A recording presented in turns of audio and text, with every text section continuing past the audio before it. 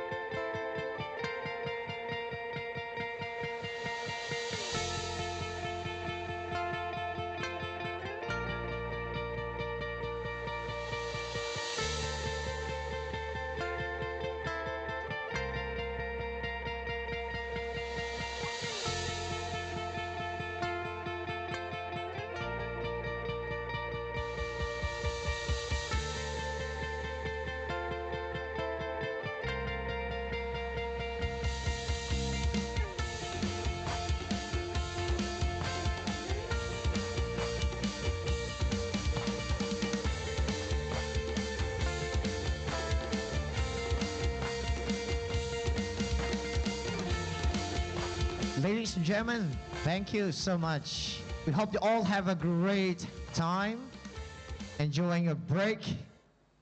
So now we will resume our session. We move on to our next session, addressing towards value-centric leadership in industry. Without further ado, it is an honor for me to invite Engineer Abdul Aziz as Al-Yousefi, President Al-Yousefi Value Engineering, Kingdom of Saudi Arabia, on stage. Please welcome him with a big round of applause.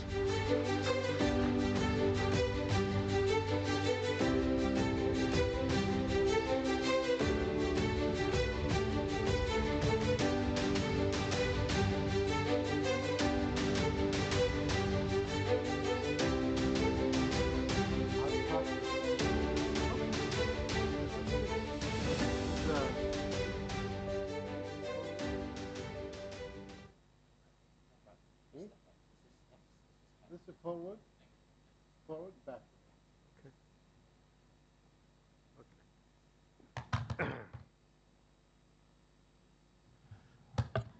Okay. Assalamu alaikum wa rahmatullahi wa barakatuh.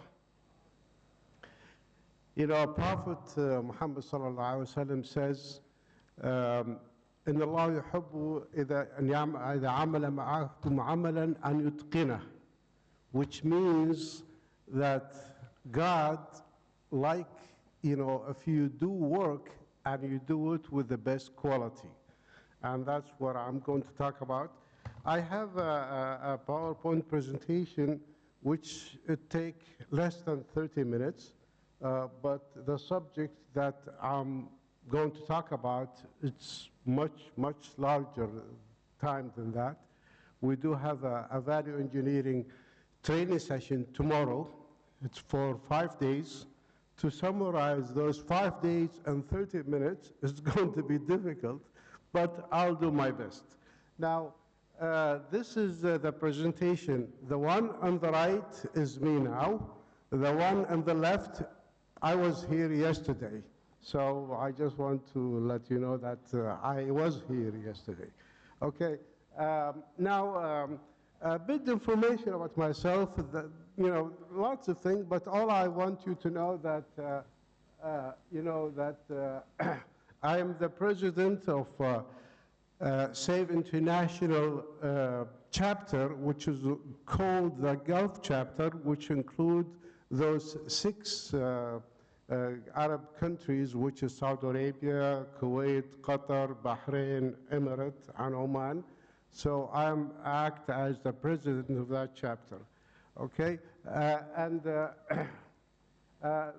rest you could do it. By the way, if anybody interested in getting a copy of this presentation, I gave it to the organizer, and I think it is going to be on their website. You know, you could have a copy of it. Okay, now the topic that I'm going to talk about, it's, you know, the value, I think, the value engineering concept, why value engineering, the reasons for, you know, unnecessary cost, and, you know, the life cycle, and these are the subject. I wrote a book which is now the 5th edition of the book. It is considered the first book ever written in Arabic English, and now I wrote it in 1991, and the 5th copy now is issued. Okay, now you know, I'm going to take you to more of engineering, you know, this session, rather than talking about general stuff. So I'm going to be specifically talking about value engineering, which some people call it value management or value analysis, okay? And, you know, the value engineering so far in the Gulf area, you know, I'm going to talk about the accomplishment of the Arab countries, specifically Saudi Arabia, on the field of value engineering. More than 2,000 studies have been done, more than 200,000 participants, you know, and it's average 300 value engineering studies a year. And the saving so far that we have generated from value engineering is well over $70 billion. And I think I say this without any reservation because the saving is much larger than that. And the saving range from 5 to 30% of the project cost. And the rate of return, that's the most important, is, you know, if you spend $1 or 1 ringgit for the value engineering consultation study, you get $100 or 100 ringgit saving. You know, 1 to 10 is good, not to mention it is 1 to 100. You know, value engineering, it's now mandatory. It's mandated by the government in the US, in Japan, and also in Saudi Arabia. It's mandated that any project more than $5 million, it has to go through value engineering. Now, by the way, I'm going to skip many of the slides very quickly. The purpose is just to show to you, but value engineering is a process that's made of 6 steps, which is information, function analysis, creativity, evaluation, development, and presentation. You know, if you see something like this, you might say that, oops, now this is an engineering problem, or during construction, this is you know, a construction problem. Actually, it is not. In many cases, where we notice, we do study the projects during conceptual, before design, during construction, and also during maintenance. And we found out that the reason for having something like this, it's a management issue. You know, the engineering is always controlled by regulations, standards, and others, but the management, either no coordination, or lack of information, or lack of experience, and all these are management issues. So I would say that we do not have something called technical problem, actually we have management. What is value? We've heard, by the way, excuse me that I have got a cold the day before yesterday, so you heard the definition of value a lot during today and yesterday. But, you know, we define it in our field, which is value when you say, and go to the market, what's the value of this? What's the value of that? That's not the value we're talking about, okay? But you heard that, what's the meaning of the value for money? Or when you hear the government or companies, they've got vision, mission, goals, objectives, and they've got values. What are those values? And also, what does it mean when we say this is better value than this? Does that mean better, more money? Okay, so what is value? In value engineering, we define it that it is the benefit and the usefulness of anything. So when I ask what's the value, it's what's the usefulness and what's the benefit of that. Okay, we heard many buzzwords during the last 10, 20 years. Every now and then we'll have a new buzzwords. What I'm saying to you guys, don't go into every buzzword that comes up. I would say to you that 80 to maybe 85% of the content of these, the quality issues, they have 80 to 85% common between them. They just differ by how, where, and how to do it. Okay, so what is value engineering? It's very briefly, it's how to get what you want and benefits to you, but in a creative manner. Okay, I'm going to explain this in a little bit. Okay, first of all, the value, which is we call it the benefit, it's under our function, quality, and cost in that order. And we have a new definition, new meaning for the word function. So the value is centered around function efficiency, customized quality, and fair cost. Function is the must. What does it do? So for when we say the reason for the existence, we have to look for that. For example, when I say, what is the function of the hall that we are in here? What's the function of it? We define it in value engineering, not in a sentence, but in just two words, active verb and a majhul noun. So we could say accommodate participants. We could say facilitate training. So that's how we generate ideas around it. Then we've got quality. Quality, it has different meaning from, it depends where you are. The manager has its own definition, the user has its own definition, the designer has its own definition, so there isn't a clear cut of what quality means, but I would say it's fit for use. And, the quality concept has changed. When we go to a coffee shop, we don't just drink coffee. We don't go for just having food.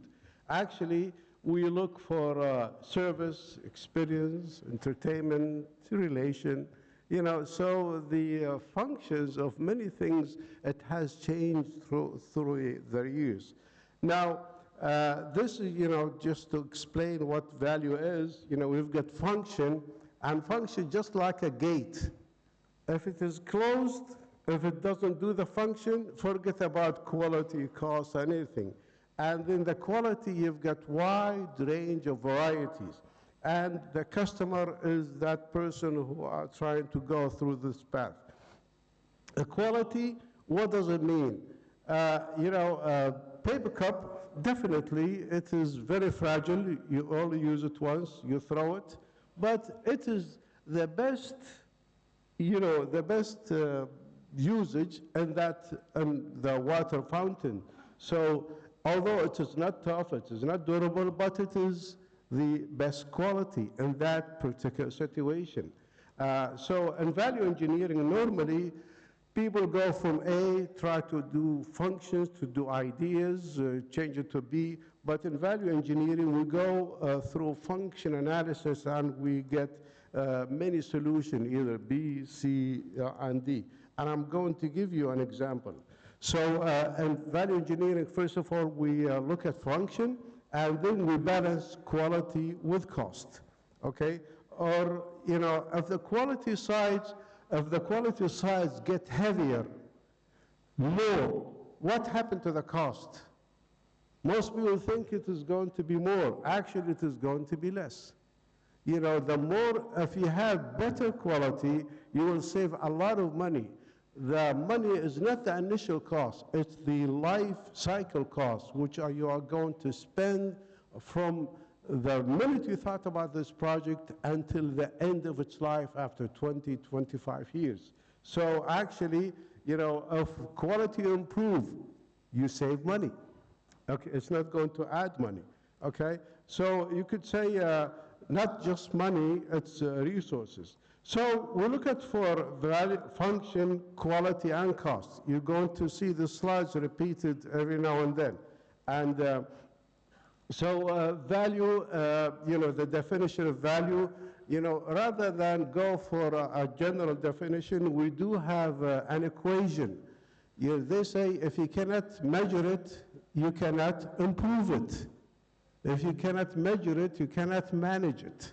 So we have a way of how to define, how to make a number to the quality.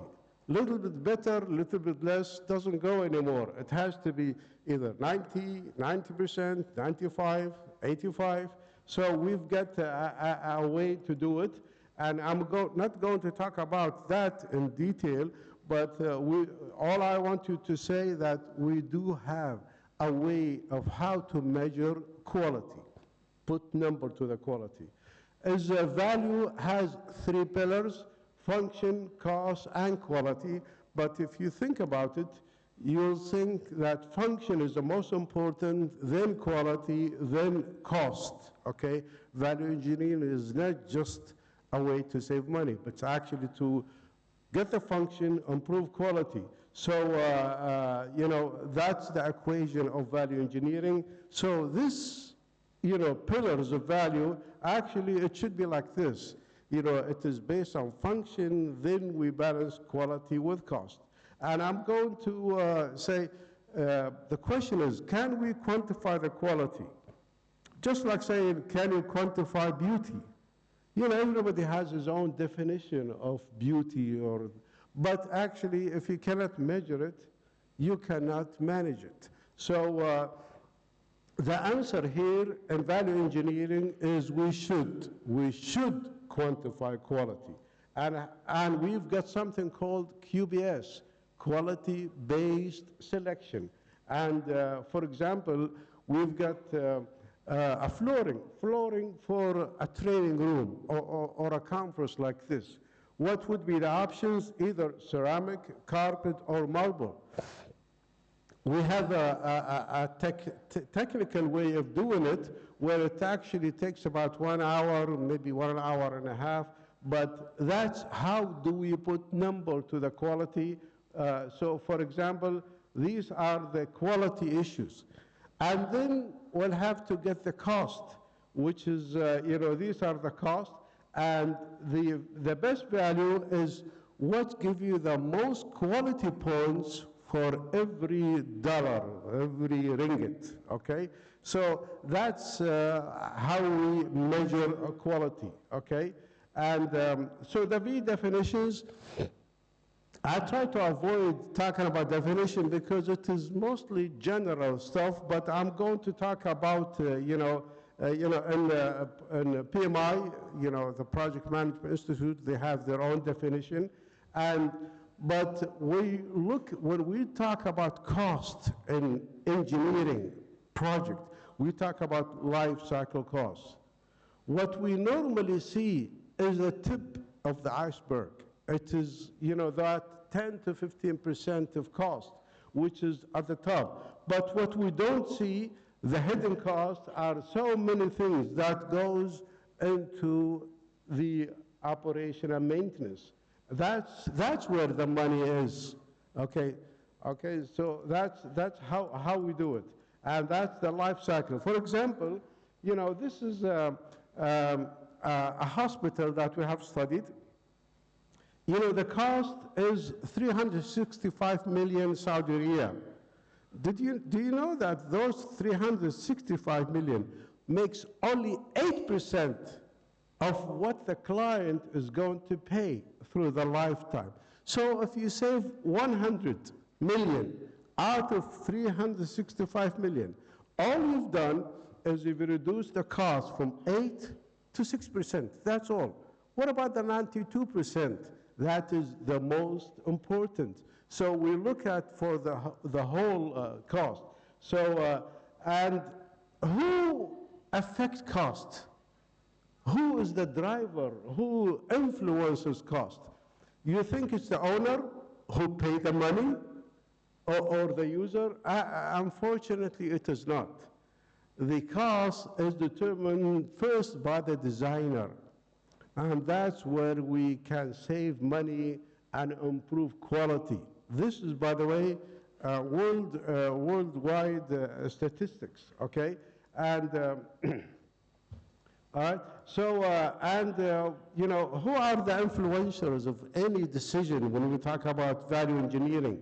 Actually, is it the people at the top, president, minister, or is it senior manager, or the people at the bottom who work at the... It's a proven fact that the senior managers are the most influential people.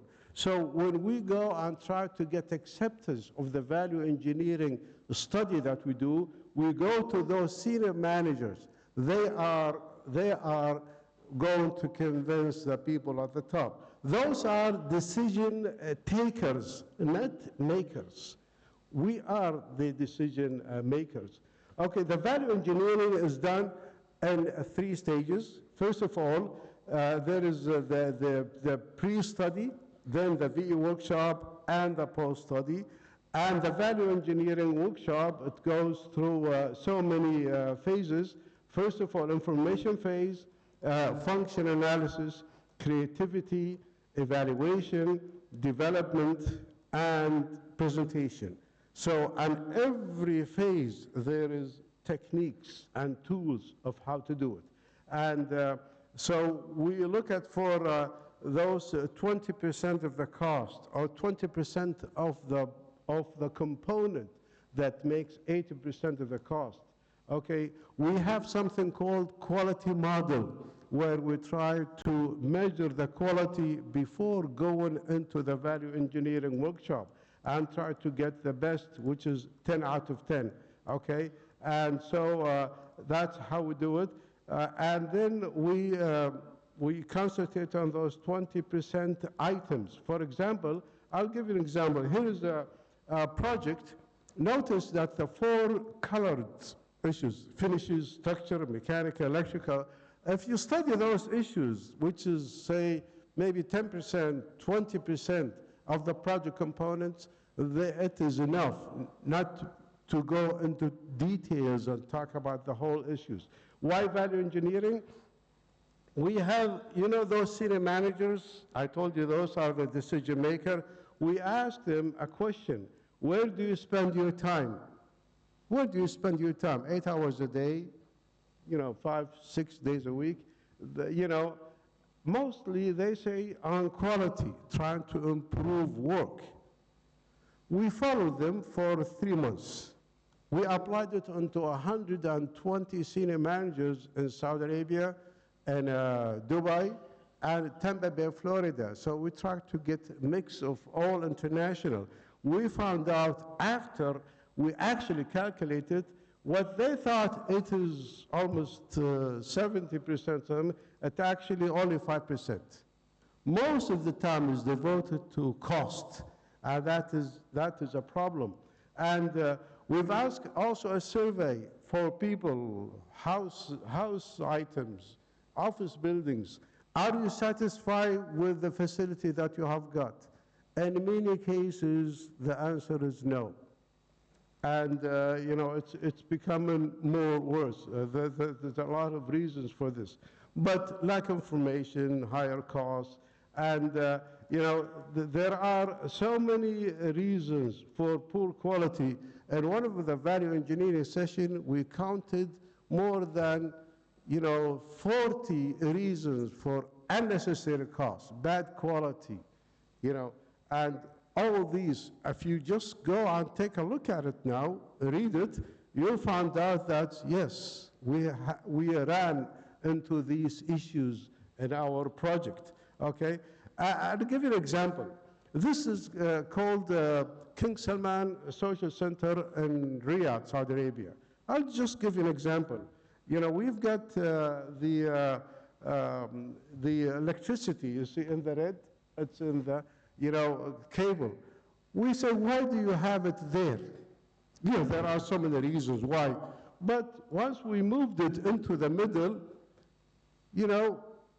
it's less cable, less voltage drop, less construction, better quality. At the same time, we saved more than $1 million. Okay, so that's all the issues and the ideas is mean better quality costs money. In many cases in value engineering, better quality actually save you money.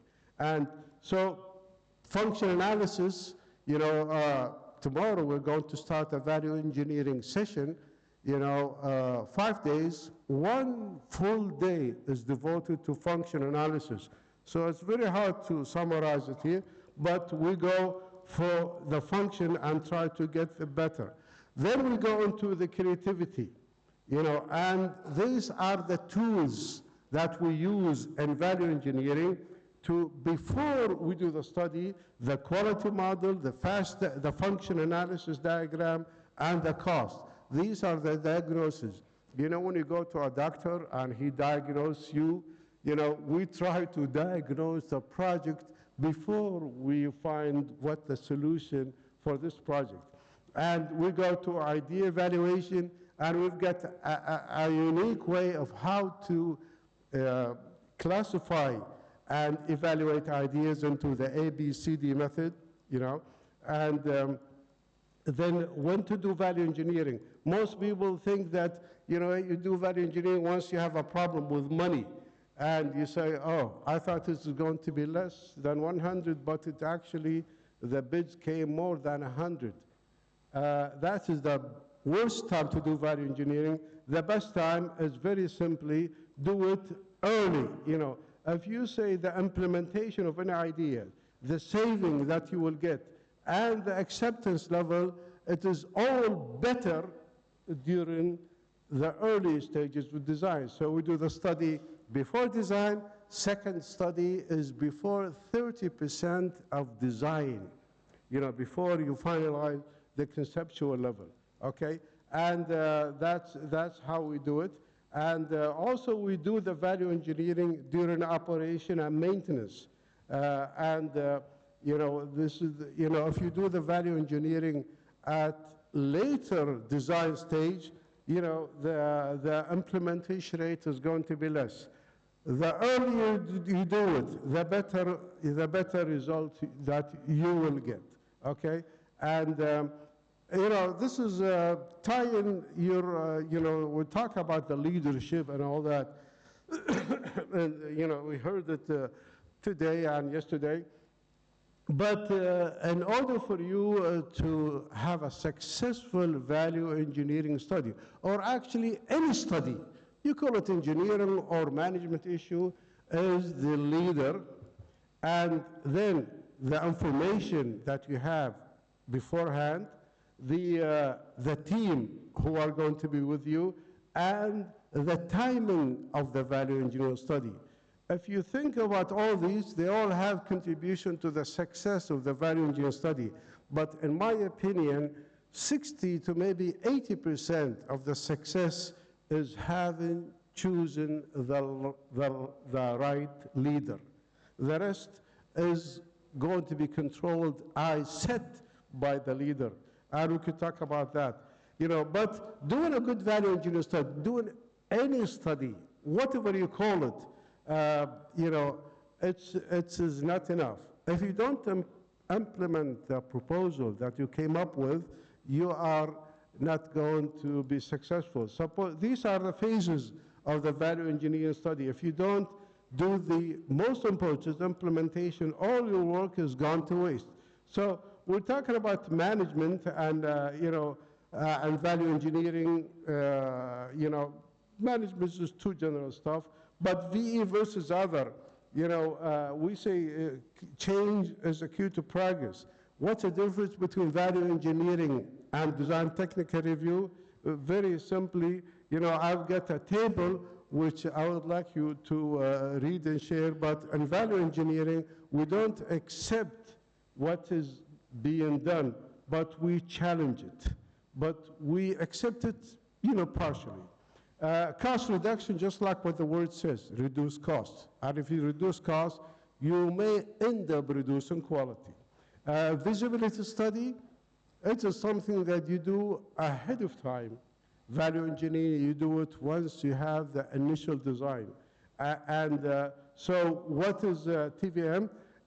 I don't like to go through academic definitions, but I would say, TVM, it is an organizational quality improvement methodology that we have been doing, and it's using the VE technique to improve quality, functional efficiency and save cost. And that's it. And thank you very much for giving me the time and putting up with me and listening to what I'm talking about. There are so many questions, and I'm willing to answer them during the answer session. Okay. Thank you. We will proceed with the question after our discussion session. We thank you. Kindly have a seat. Okay. And now, ladies and gentlemen, for a discussion session, we invite panel Ms. Joanne Rodrigues, Group Chief Financial Officer, Affin Bank Berhad, to join Engineer Abdul Aziz Al-Yousefi on stage. Moderating this session, we invite Diana Marie Chappell, Head of the Corporate Affairs Department of the Leadership Institute of Sarawak Civil Service.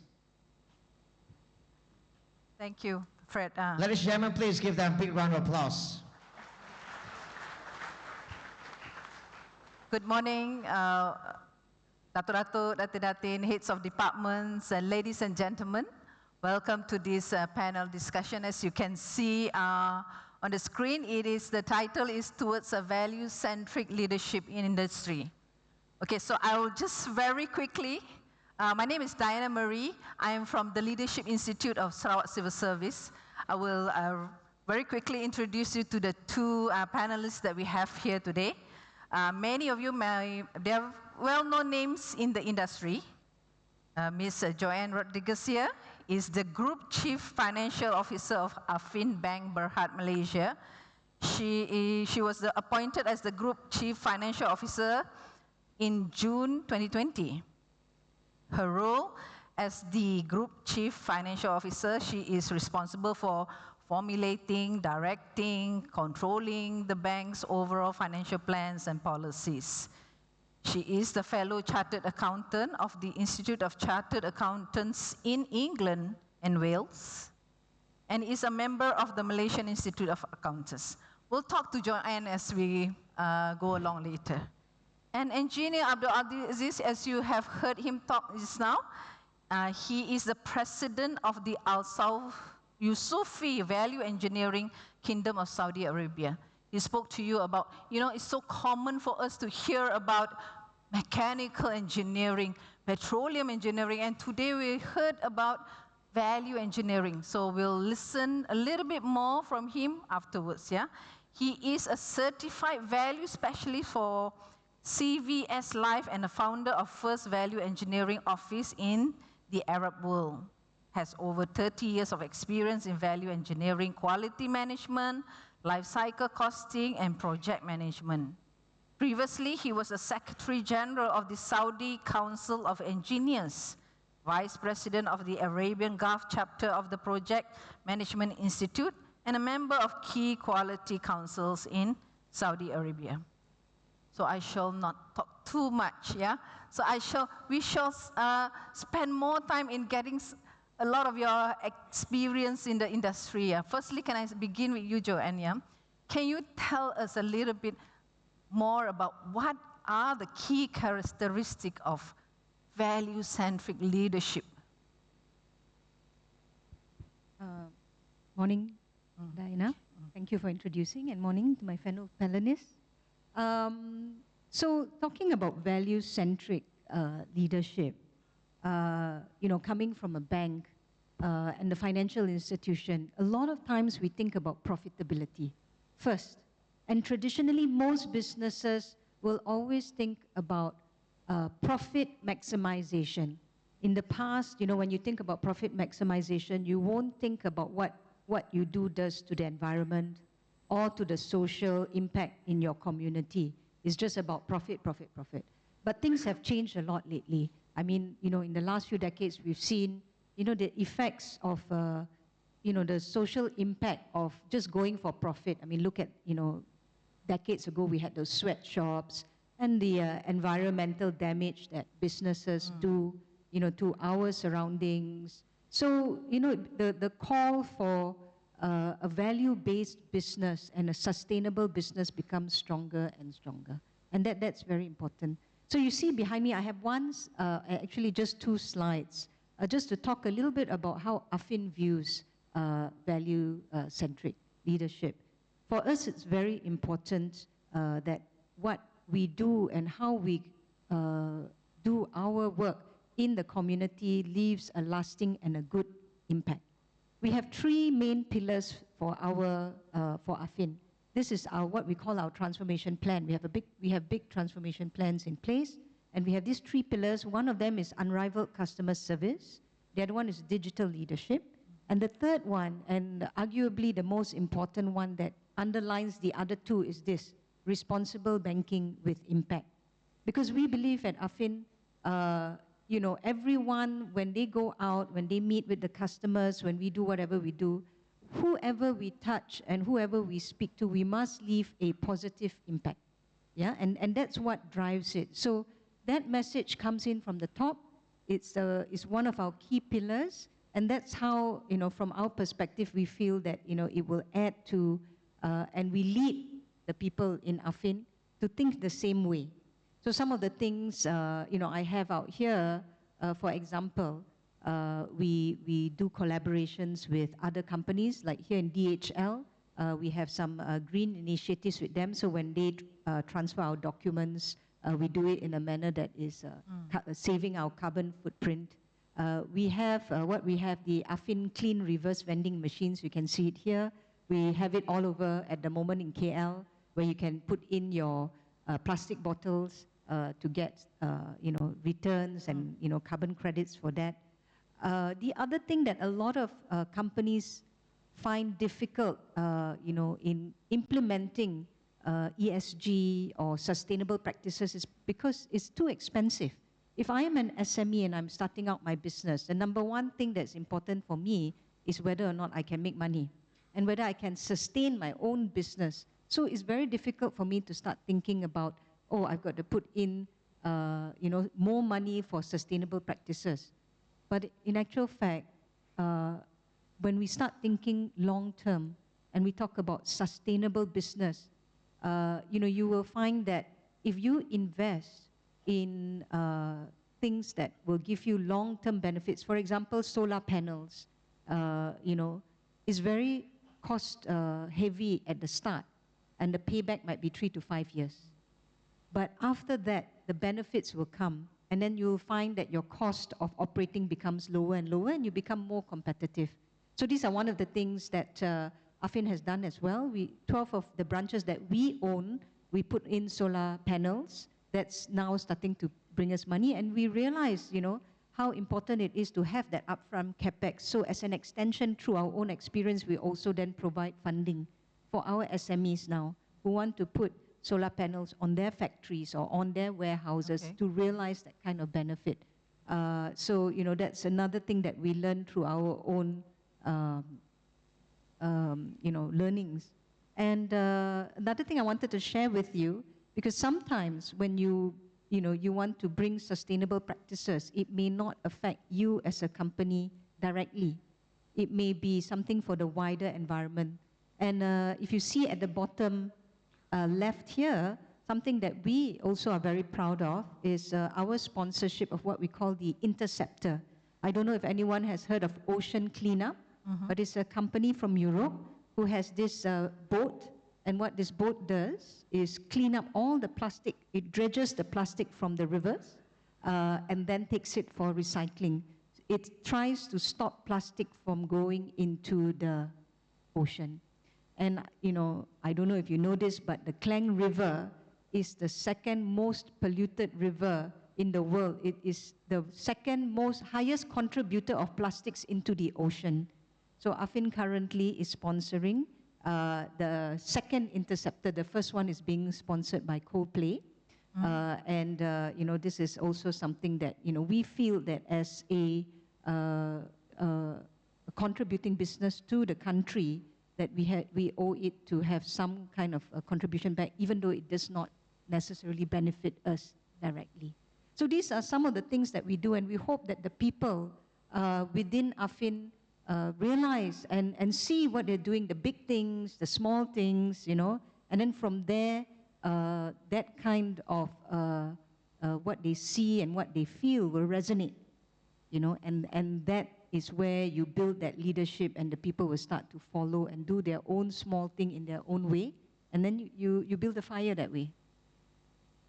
Okay, so I guess that's why you can, perhaps you all have heard that Affin is the Fortune Southeast 500 list is on that. And then Joanne herself is the Fortune 2024 Asia Most Powerful Woman. So listening to the narration about, how Affin takes action in sustainability, I suppose that's why you're in the list. But if you could describe, on your personal experience, how would you see the criteria, of being a value-centric leader? From a personal perspective, I guess, it is really about your own conviction. So I would say conviction is the key here. You have to believe first. Now if you go out, a lot of people talk about greenwashing. I don't know if you heard the term greenwashing. Greenwashing means that outside you look like you're doing all the good things, but you don't really mean it. You just want to show to everyone that you are green and that you are doing the right things and you're checking all the tick box, but you don't have the conviction.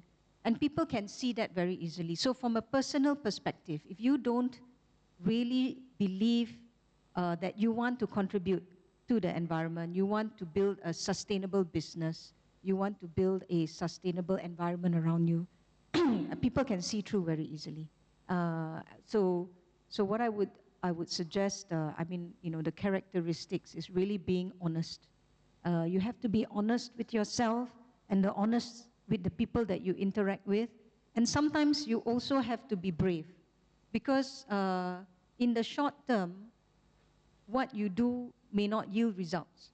So people, especially if you're a listed company, like Affin is a listed company, everyone is looking at our results every quarter.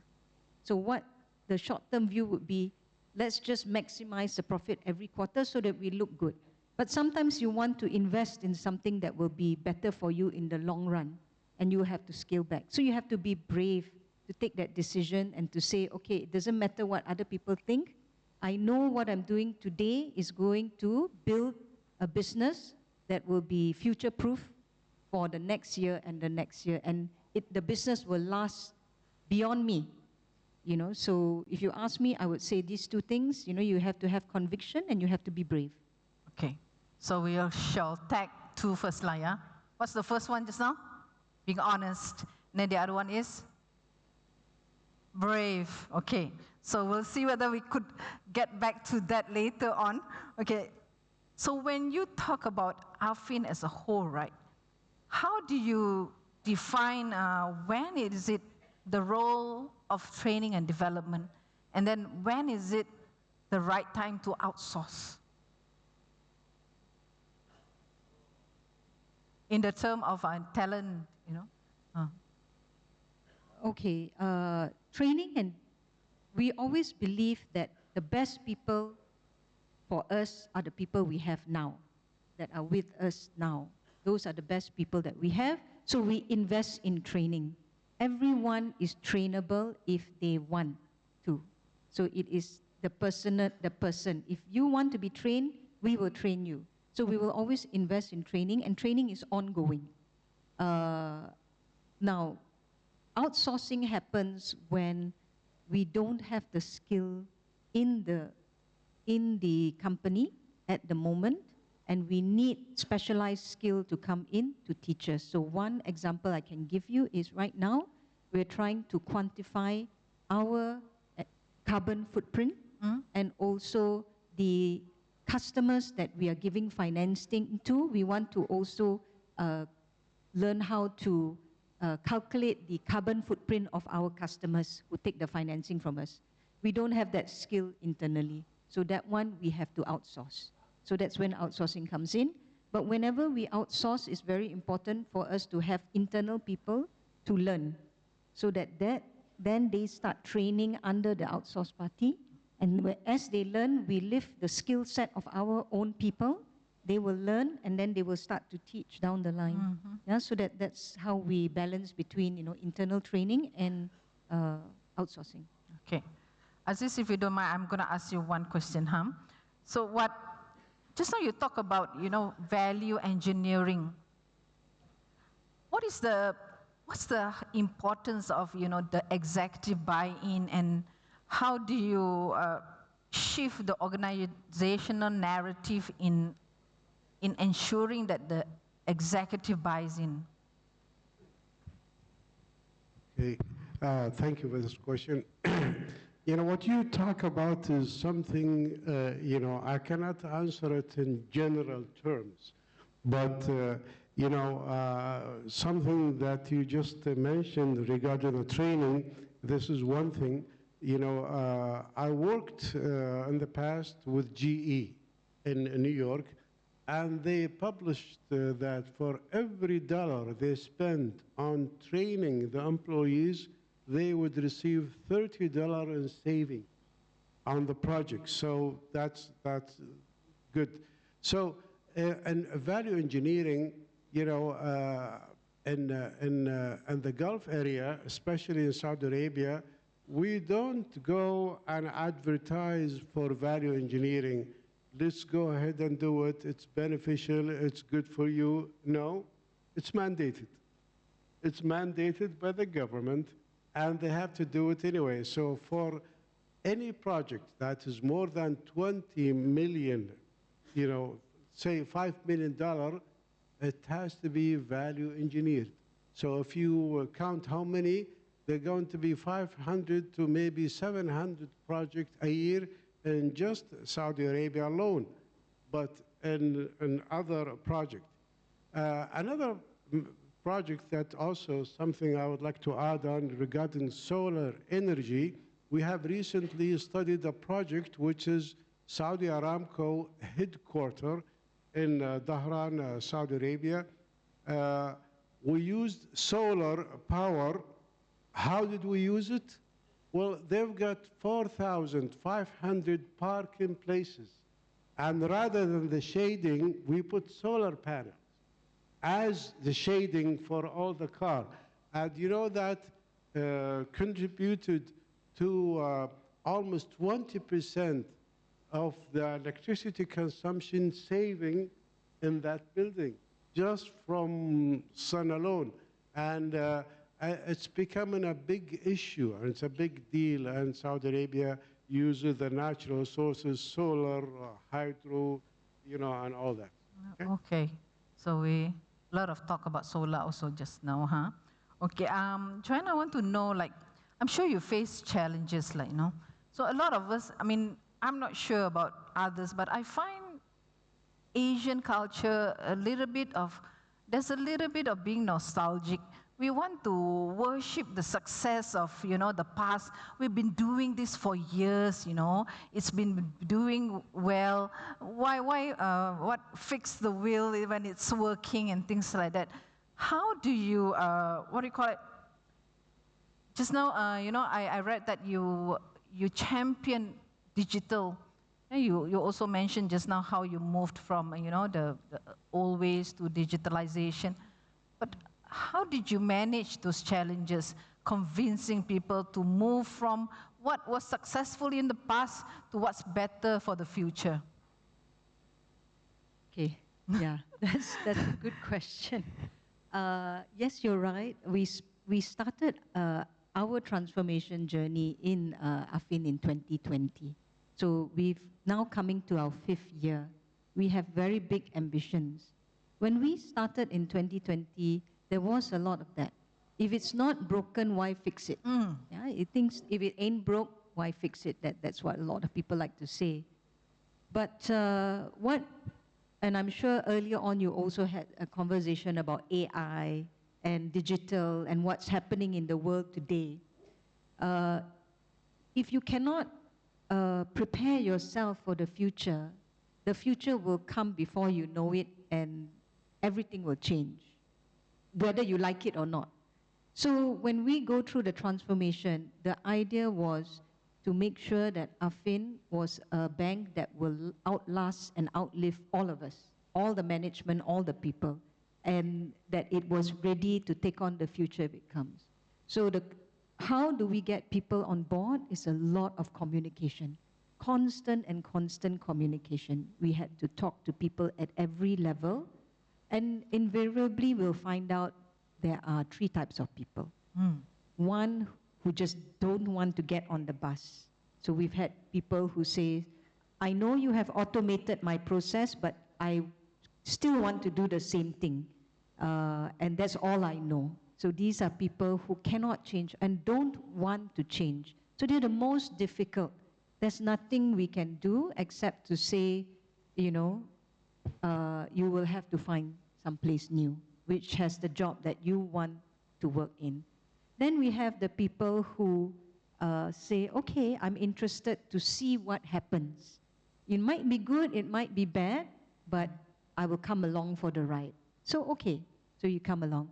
And of course, the last one are the ones that, you know, we cherish, are the ones that say, let's do this. I also want to be part of something new, something big, and I'm going to jump onto the bus and let's drive this together. And those are the ones that we cultivate, you know. And if you have enough of people who are excited about change, they will slowly convert the people who are neutral. And sometimes you find those that don't want to change will also start coming up to the bus. But to get to that level, communication is one thing. 2, you must have a vision.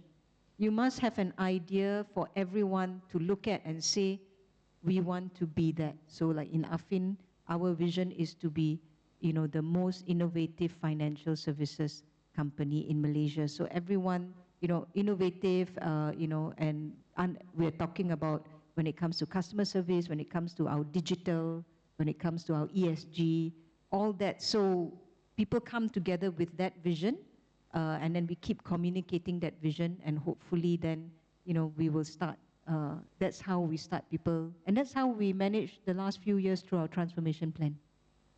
I think it's the 3 type of people that you mentioned is something generic in the industry. Do you find it?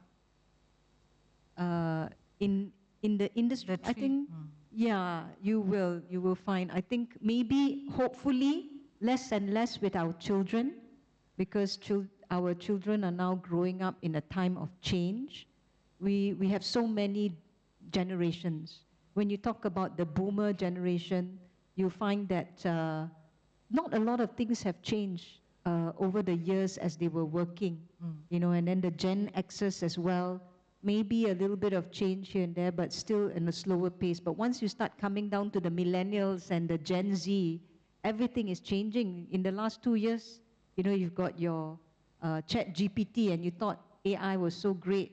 Then next thing you know, DeepSeek comes out, right? And it looks to be another game changer. Yeah. So, you know, things are moving faster and faster. And if you are in the first group that I talked about earlier, which is the ones that don't want to change, then you're going to find yourself having more and more difficulty surviving in this world. So, you know, my advice, I mean, to everyone here, you know, as your own, because everyone is their own leader, right? You lead yourself. As a person, you lead yourself. And one of the things that you must lead yourself to do is be ready for change, and to be aware that, you know, change will happen no matter what, and be agile enough to be able to keep learning and looking at things differently. Because if you refuse to do so, you will find your life getting more and more difficult as these changes come. Okay, just one more point of discussion before I open it to the floor. Just now in the beginning you spoke about impact, right? So we see that a lot of impactful decision has to be a shared decision, whether it's from your client or your stakeholders or the management where they want to have profit. Takkanlah buat kerja tak ada, don't have no profit, right? Surely you want to have some profit. And then you also want to have those sustainability decisions that make sure the world is, like you say, lives beyond the current management. Is the term shared decision an aspiration that's achievable?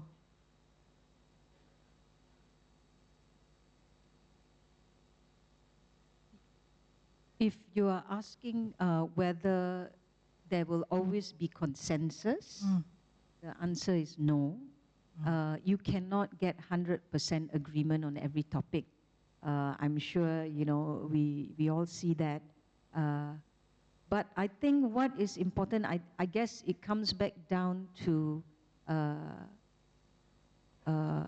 honesty and conviction again. When management or when the country and the regulators, and Al-Yousefi, you actually mentioned a very important thing just now about how the regulators also come in for value engineering. It's the same thing with banking, right? The regulators come down hard on financial institutions to say, I want you to look at things in this way. I want you to make sure that you track how you are giving out your financings and what your customers are doing with the financing. Is it green, or are they destroying the environment with what money you're giving with them? I want you to track that, you know. And then Bursa also comes and says, I want you to disclose what is your mix in gender, your gender mix, you know. Do you employ enough diversity in your workforce? So you have some of these where it's top down, so there's no consensus. It's the regulators coming down and say, I want you to do this, this, this. Then of course, from then the management perspective, we agree, we comply, but at the same time, we also have our own convictions, right? That we also want to contribute and have a positive impact to the whole social environment. And then how we want to do it, we will have debates. And at the end of the day, it comes down to, not 100% consensus, but, an agreement that we will go this way. If it doesn't work, we will try this way. So another point here is, we have to be very honest with ourselves. If A is not working, we have to jump in fast and say it's not working. Okay. Let's all try B. Right. So, okay. I shall now open the floor for questions. Yeah, okay, sir. Okay.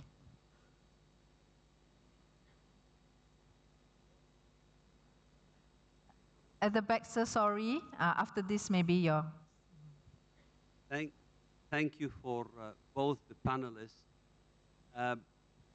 My question first, and then I'll give the background to it. The question is, why should people, why should society trust an organization, a company, or a financial institution, or a bank, that its first obligation to its shareholders, thus the governance model of present-day companies, corporations, including financial institutions? Why should society trust an organization that its first priority is to its shareholders? So, is there a room to discuss the current governance model of corporations in general? All right, thank you.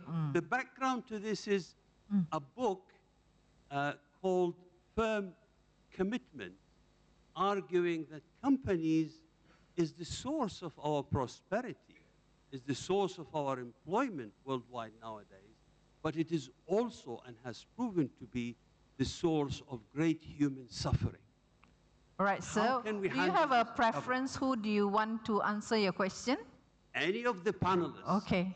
Certainly Joanne would be all right, first. thank you. Thank you.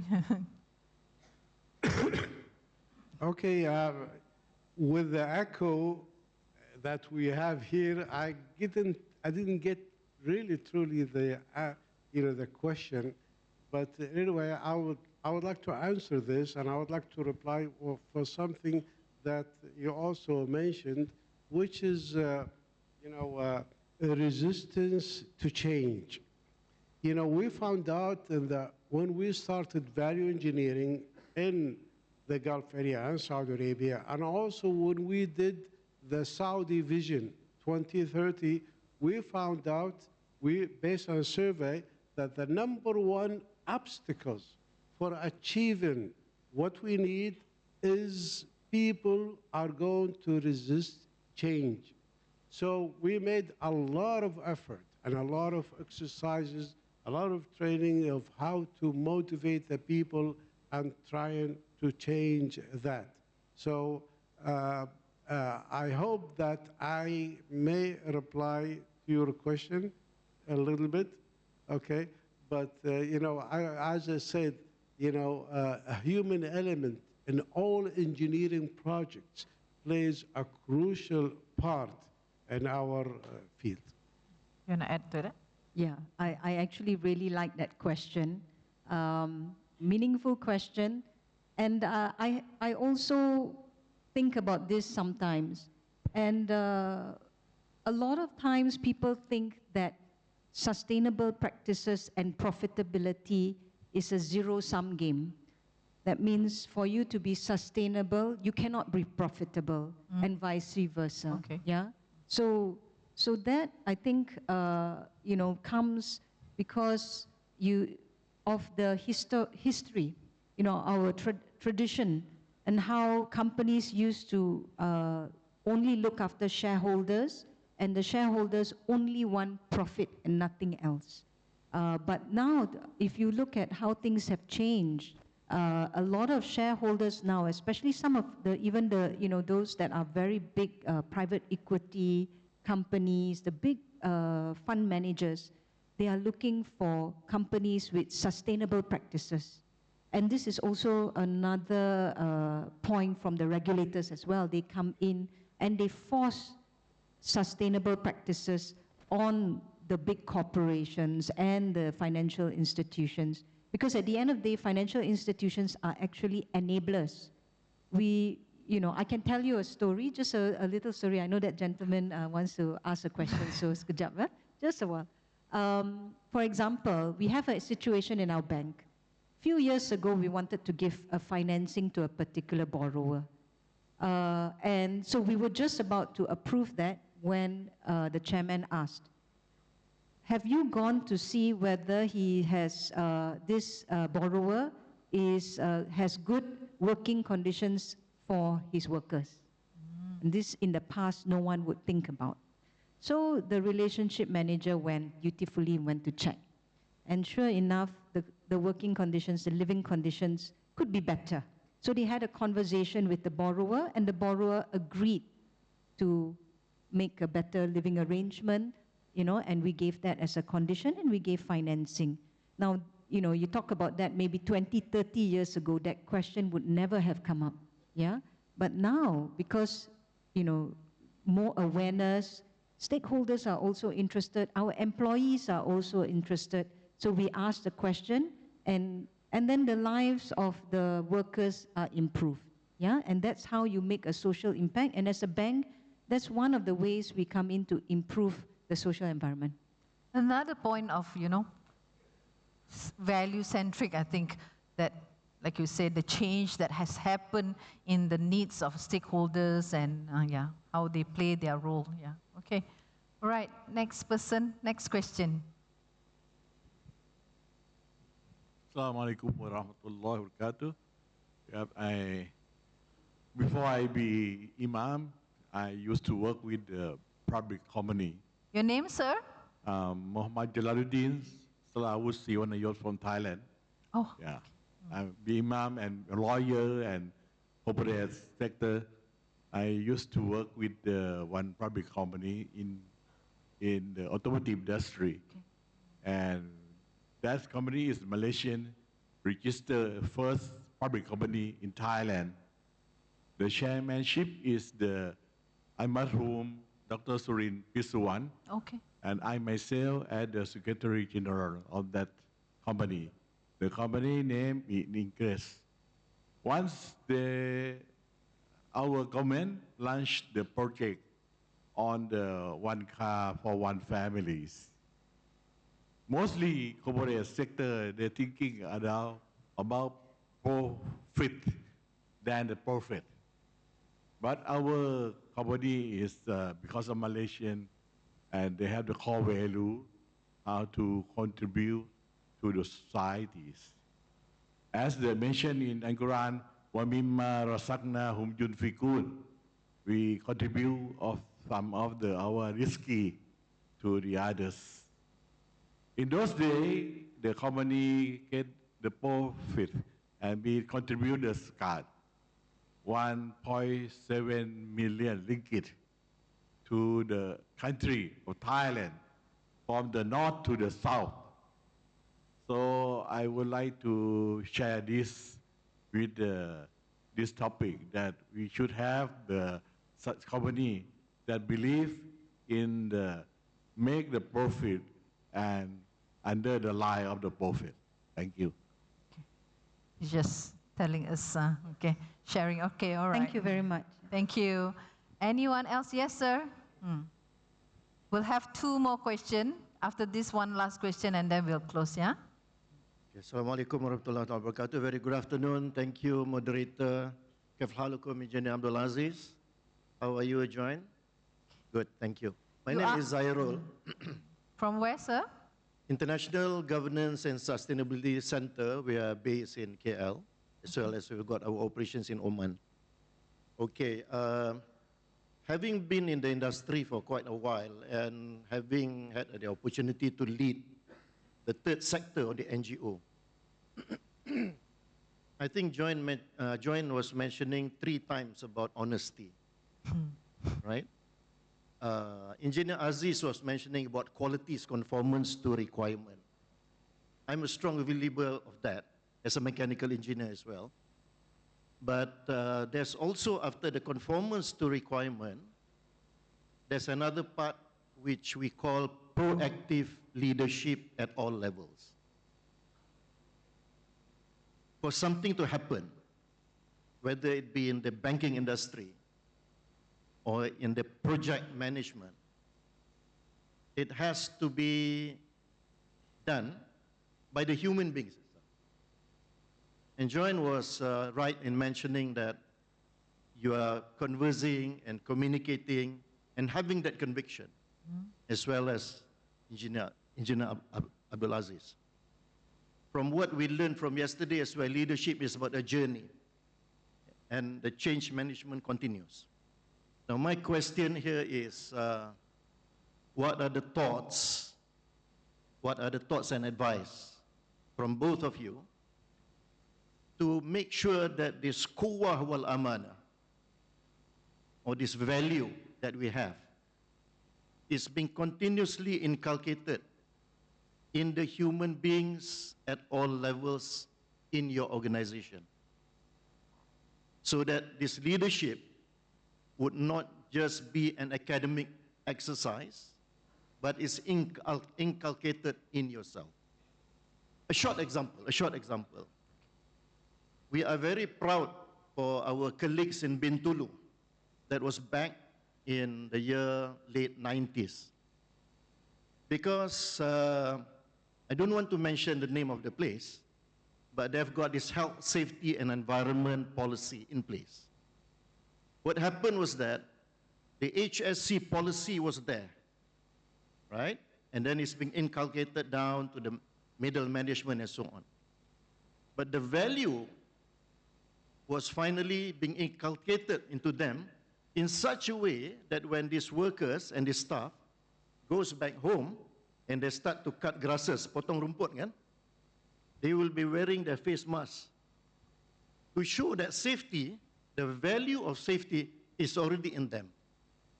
So thoughts from both of you. Thank you so much. Thank you. Okay. All right. My thoughts. Firstly, building this value-centric characteristics has to start from home.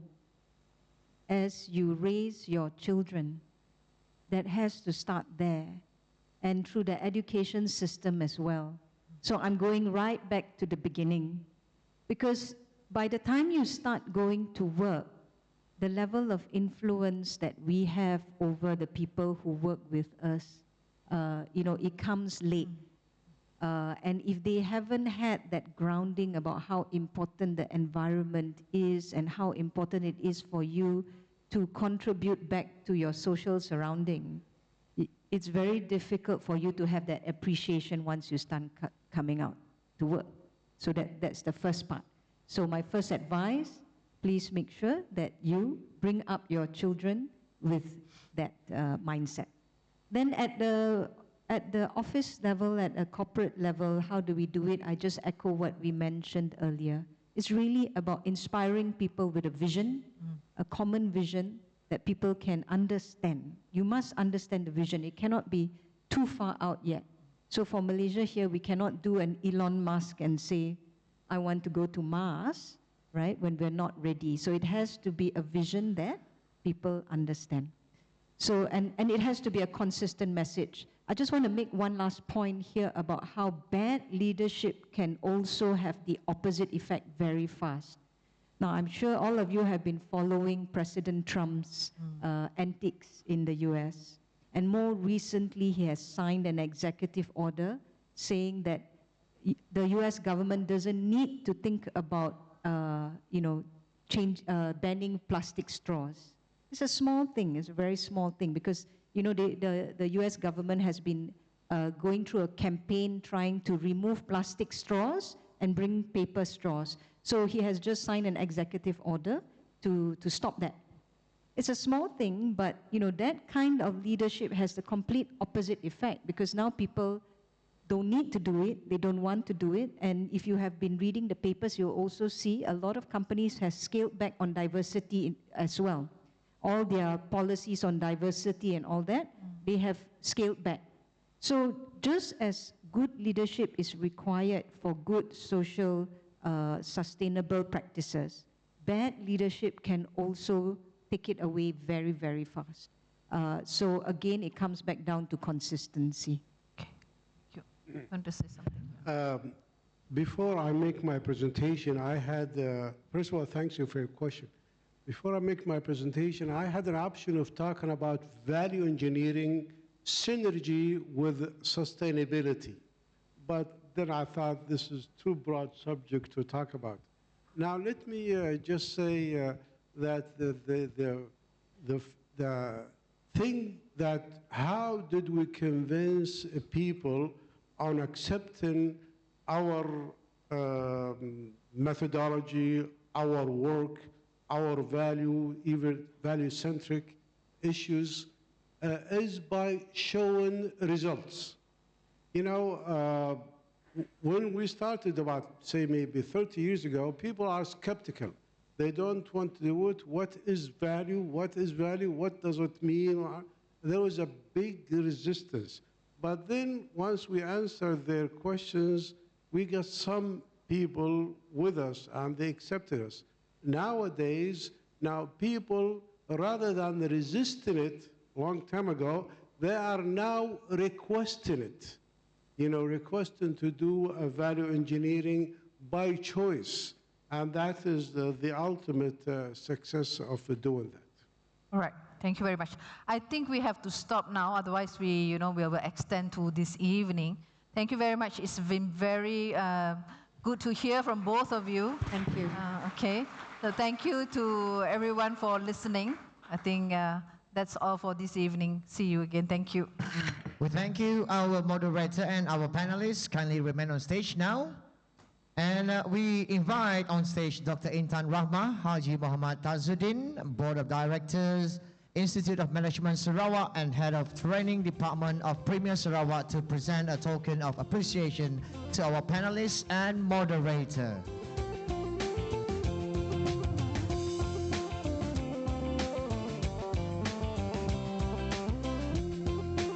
Kindly step in front. Stand in front for a photo.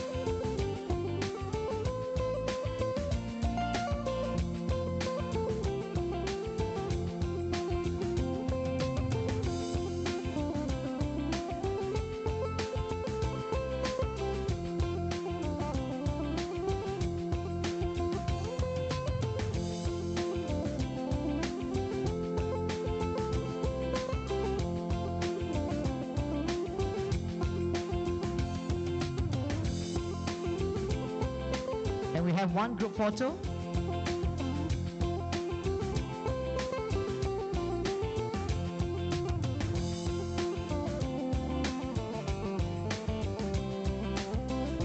Thank you, Dr. Intan. Thank you, Engineer Abdul Aziz, Miss Joanne, and Miss Diana for a great discussion session.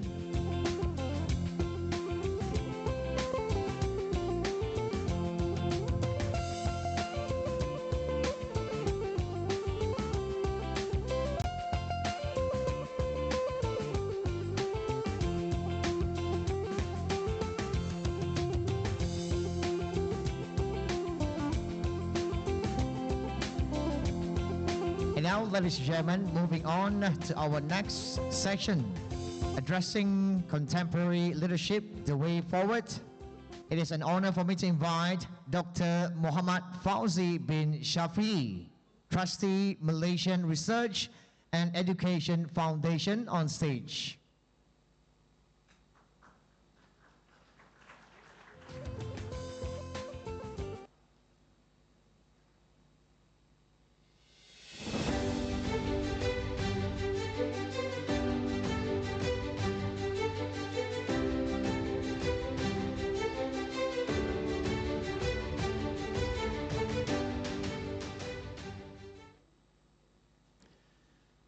Assalamualaikum warahmatullahi wabarakatuh. Good morning to all audience, Datuk, Datin, tuan-tuan dan puan-puan, all professionals and students and everybody. But we have been listening since yesterday about this contemporary leadership, and we were entertained. In fact, I was very delighted when I listened to the latest presentation by Dr. Abdul Aziz and Joanne. All right, this topic is for me as if to round up, but I'm not going to round up, of course, because we have more session in the afternoon. However, the thing that I want to share with you, this is basically the historical background when we talk about leadership. These are the theories. From the great man theory, trait theory, behavioral, and the new leadership theories, which later on we may see at the contemporary leadership styles. Okay, this is basically the summary of it. I don't have time to go through each of these, but we may ask a slide from the organizers after this. Yeah? The great man theory suggests that great leaders are born, basically. And this is where some people say this theory cannot be used anymore. No, it's not cannot be used. It is there. There are still people born leaders, but they may not be able to survive or lead the current organizations in the current world. So they need new things, new ways, new methodologies, new theories to help them to go through. And then we have the behavioral theory, continuation theory. We call it as the traditional leadership era. And then the new leadership era, which is basically now, we call it the contemporary leadership. So basically, these are the background. Now, contemporary leadership is not actually a single theory on its own, but basically it is a collection of various leadership principles that focus on collaboration, emotional intelligence, and all those things that you can read there. In fact, this does not mean that there was no emotional intelligence being practiced during the great men theory, those leaders before. But emotional intelligence was introduced only in somewhere in 1995, that they discovered that actually those people also displayed their emotional intelligence in the way they led the people last time, even hundreds of years before this. Now, I just want to put it 10 core strengths of leadership, which is actually very important for us to go through and read about it, understand it, and try to implement it. First is about visionary thinking. We talk about influence and charisma, emotional intelligence, decisiveness and accountability, adaptability, integrity, empathy, and all these things are basically the strength that make leaders, if these leaders have these qualities, they can lead the organization in the right direction effectively. When you talk about value management just now, how to lead, where it come from? Of course, it is about integrity and ethical leadership. But then, Dr. Aziz has pointed out only 5% really concerned about it. So what happens to our world? Okay, let's stop there. Now, the way forward is that there is a dire need for a conscious and deliberate development of new leaders to deal with the future, not just the current. Current is, we are having them now. We are leading, we are following, right? But for the future, I believe that there must be a deliberate effort, deliberate work, hard work to create the leaders with the right leadership qualities. And without this conscious and deliberate development of leaders, you see that? I'm sorry, you may not be able to see the below, the one too low. It's basically stagnation and lack of direction, as well as the possibility of chaos. Why? Because they may not be able to lead. And if we heard just now, when Dr. Abdul Aziz mentioned only 5% practice value management, then what will happen in the future?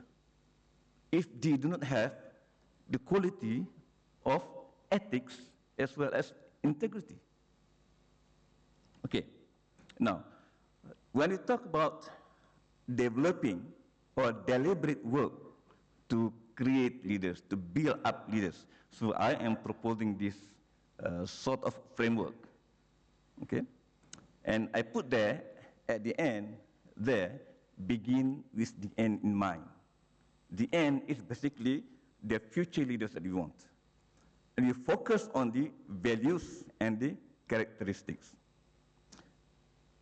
And then, you see that, this is the end. We want this, okay? Later on, what are those 10 most important values of contemporary leadership? So I listed these 10, not just 10, there are more, but I just listed these 10, and it is not a research, just opinion, okay, just opinions.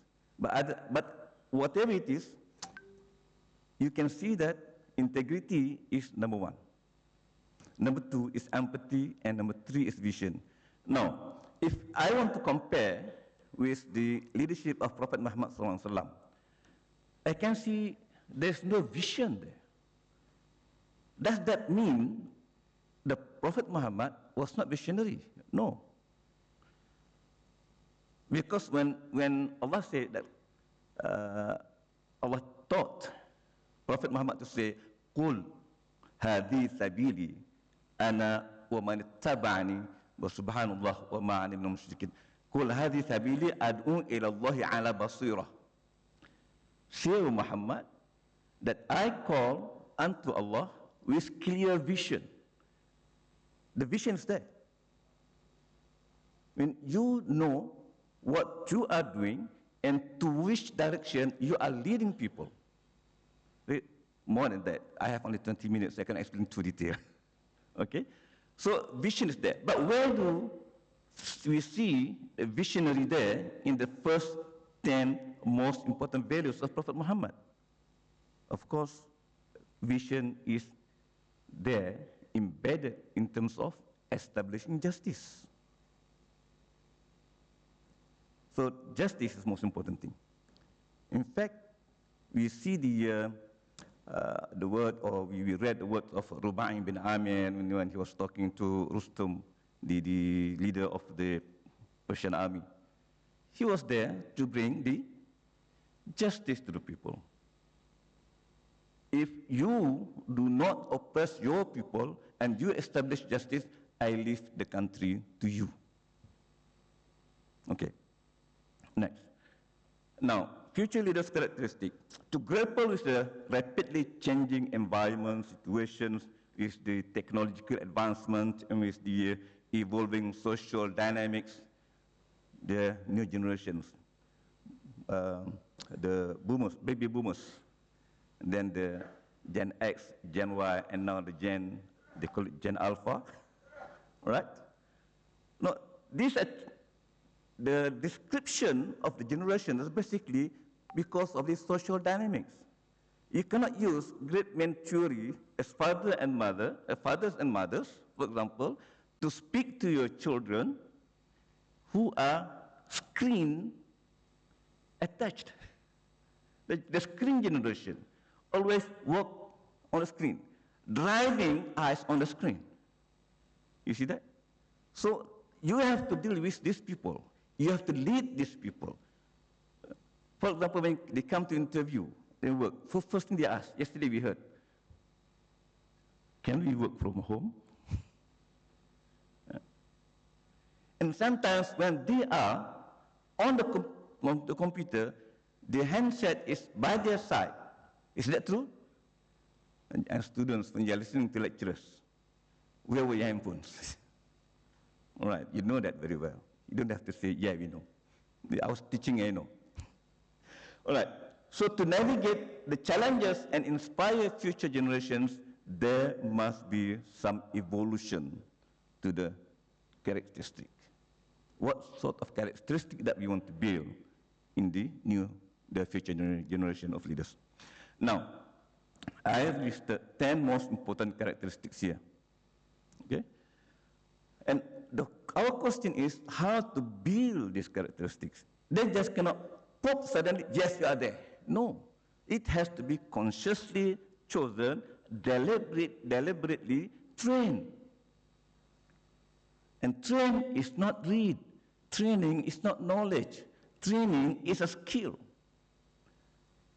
You cannot just read books on football and become a football star. Because football is a skill. The same thing as leadership. You cannot just read leadership books and you want to be a good leader. No, you have to go through it. You have to go through it. You have to experience it. And if you can be trained, then you have a better chance of surviving. If you just think that you are okay without training, then you may be facing very big problem in trying to encourage your own people. All right, now, come back to this framework. So what we need to produce that? Of course, we need these training modules and training methods. You have to get the right training modules, and you have to get the right training methods, how to use that training module and train methodologically to become leaders. The objective to produce leaders is so that they can hold strongly to the values of the organizations and capable of executing their responsibilities according to the current and their future needs of the organizations. And there should be distinct modules for different purposes, for different needs. You cannot train football coach as leaders even to be in another sport of leaders. No, they are different. The same thing, you cannot train people who work in the field the same as people who work in the office. They are different. Of course, the principles are the same. Football games are all the same, but you can see how great football teams, how do they play? They have special training for them. So, for public sectors, corporations, and for political organizations, they have different modules. There's no such thing as you just take off the shelf and let us train ourselves. So, for public sector, for example, the most suitable leadership style is the transformational leadership style, the 7 leadership, and adaptive leadership. I cannot go into the theories of this one. Please find out later, or buy the books, or come to the course, of course. And then, why? Because this man is meant to increase, in the world of increased interconnectedness. You know me, I know you, we have the handphone, we have the internet, everything locally and globally, very much interconnected. So, an increased demand by citizens for the accountability, you know, in our country, the past 2 years, SP, RMS been so actively involved with searching for informations. Okay, they want transparency from the government. So this requires leaders in the public sector to be able to navigate complex challenges, inspire change, and serve the public good effectively. And also to further the further challenges of the climate change and all those things, technological advancement. These people not just to be made aware of, but how to go through, how to manage that. How to lead their people, their subordinates in these challenges.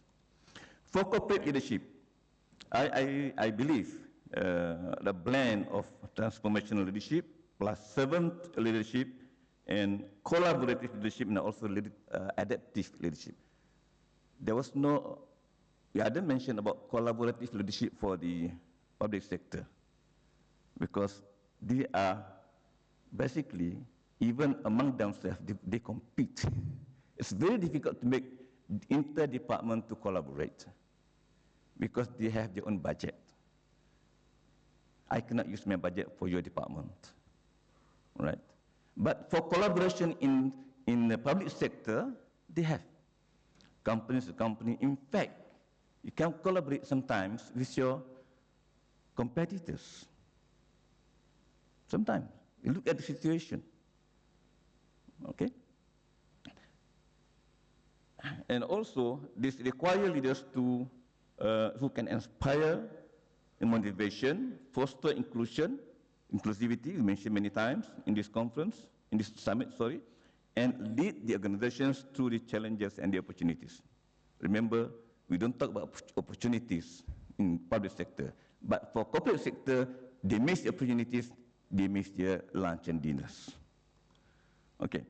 For political leadership, I suggest that there's a blend of transformational leadership, servant leadership, and collaborative leadership. However, about servant leadership, I believe there must be some, how many minutes I have? Sorry? How many minutes more? 5 minutes, thank you. Okay. Because in Malaysia, I don't know about anywhere else, when they were trying to portray themselves as servants of the people, after the election, a YB may have to welcome, you know, the tamu, the guests forgive them, please pay my electricity bill. At that time, whatever you do, sometimes they have to pay. Yeah, but they have promised to pay. They have to promise to be a servant. But that's not what I think as real servant is meant here. Okay. So we have global political dynamics. The latest is what happened in the US, the antics of Porter's, President of the United States. It affects the whole world. Okay. And the interconnected issues like climate change, technological disruption, economic inequality, and in fact, economic inequality, however much the politicians are talking about, try to give something for the B40s, M40s, or T20s, the gap between the rich and poor is widening. It's ever widening. Okay. So we need leaders who can inspire, again, innovation, ethical and empathic leadership. Okay, now, the training methods. Effective leadership development needs module content and methods to be purposely designed. Okay, and then the most effective, now, the center part is very important, which is sometimes very difficult to be done in public service as well as in political organization. And the corporate, they have the board of directors who can choose. Okay. The most effective and powerful training leadership is by actually being in leadership position. This is why, if you can see in royalties around the world, they start training their children still very small to make decisions and make them in charge of certain things for them to make decisions. Because making decisions is one of the most important role of leadership. If you are a leader, a head of department, someone comes, excuse me, sir, we should go to right or left? Take left. That's a decision. You think that it is simple, but whatever happens with that decision, you are going to be responsible. Okay. Now, can we see this video? King Helu, ruler of the Chinese state of Wu, agonizes over Can you increase the volume? A hostile neighbor is poised to invade. Desperate to defend his kingdom, Helu summons one of the greatest military minds in history, Sun Tzu. Sun Tzu is important because he has a cohesive, holistic philosophy of how to approach strategy. If you listen to Sun Tzu, if you follow his principles, you will be victorious. If you ignore him, you do so at your own peril because you will definitely lose. Sun Tzu assures King Helu that he can train the smaller Wu army to overcome and defeat the larger invading force. King Helu asks Sun Tzu, challenges Sun Tzu in something of a mocking way. He says, you claim that you can turn anyone into a soldier.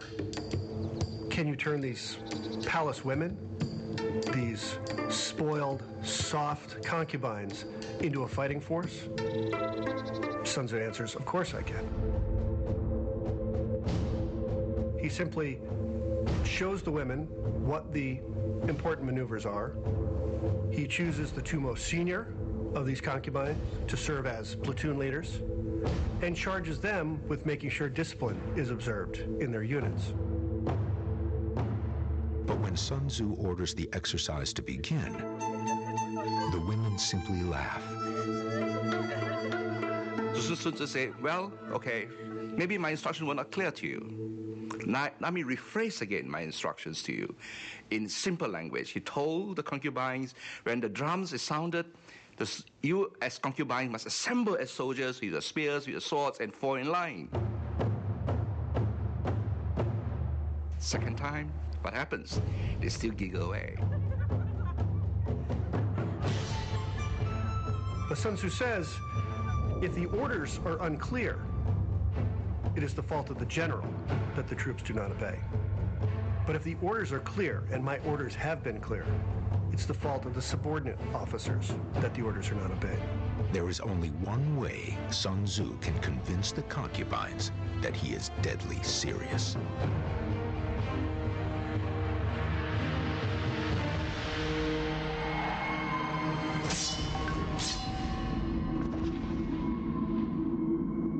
To Sun Tzu, war is a matter of life and death.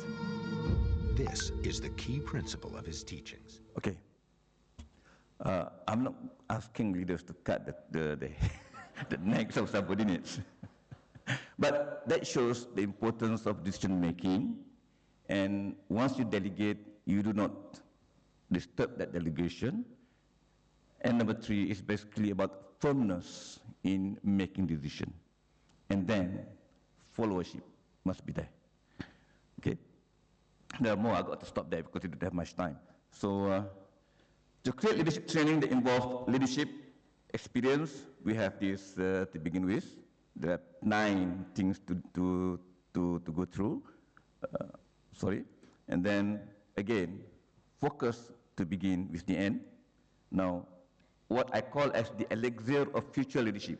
We should take into account the contemporary leadership concepts and values, and leadership concept and values of Prophet Muhammad and the current organizational leadership situations. You cannot train, you cannot train your new leaders, future leaders, away from the context of your organization. Okay. So I got to go fast, and again here I try to compare. Okay, and then just to show that, leadership, the Prophet Muhammad SAW, you can find that all the theories go through, you can find everything. Prophet Muhammad has examples in it and documented examples. They are documented examples. You can read the history of Prophet Muhammad SAW. Okay, now again. So this is my conclusion. I put conclusion 1. Number 1, the world needs new effective leaders for better future. There is no single theory that works for every leader, and we can find examples in the leadership of Prophet Muhammad SAW. Okay, and effective leadership training is indeed a critical element for organizations to stay viable, competitive, and sustainable. And conclusion number 2, yes, I am from MyREF. We are offering a course for it. So please contact us later. Thank you very much. Thank you, Doctor. Kindly remain on stage. And now for a panel discussion session, we now invite panel Dr. Zahid Parvez, Rector, Markfield Institute of Higher Education, UK, on stage. And to moderate this session, we invite Mr. Shuib Supani, Research Executive of HIKMAH and volunteer of MyREF, to join Dr. Muhammad Fauzi on stage. Ladies and gentlemen, kindly give them a big round of applause.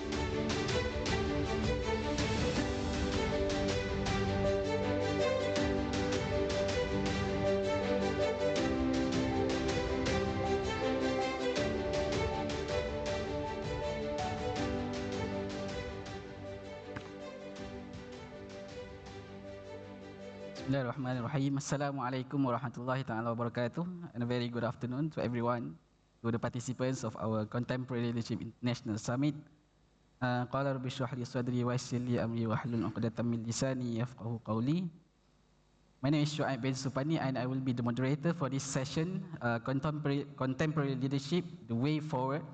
And I think this is a very important session because since yesterday we have listened to our speakers from Sarawak, from the international, and we have listened to a lot of insights, ideas, and experiences.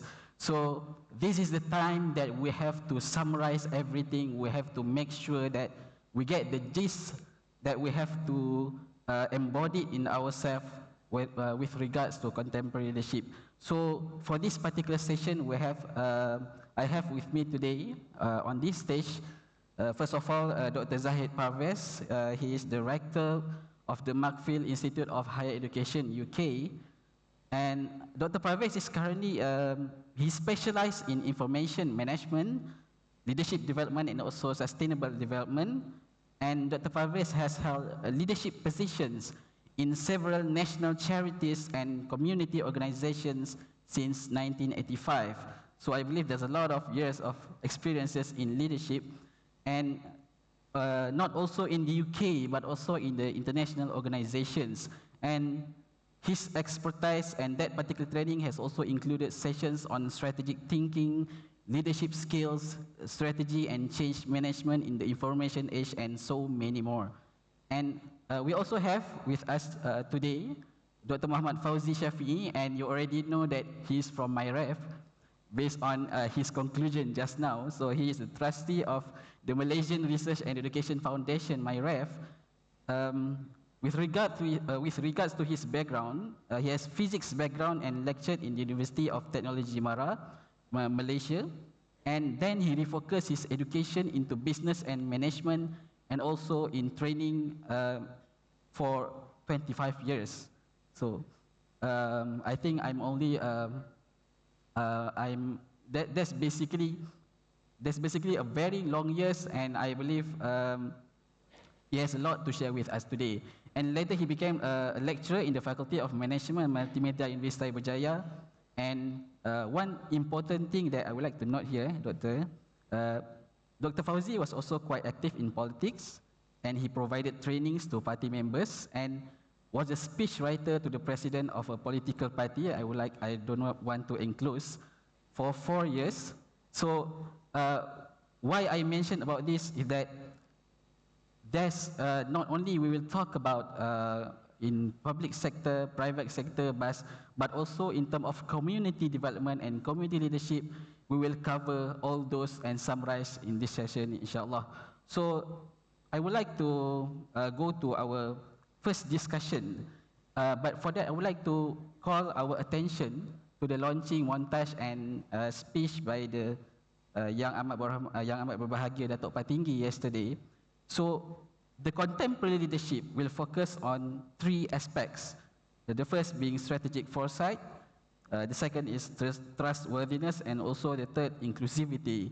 So I'll jump to my first question on the strategic foresight. I would like to ask Dr. Parvez here, what sort of foreseeing, we are talking about strategic foresight, what sort of foreseeing that the leaders have to be familiar with, but that they have to conduct, and maybe they have to know whether it is strategic or not, and how to, as a contemporary leader, how do we embody this characteristic of strategic foresight into the practical way, maybe into the system, maybe into the culture of organization of, or the company.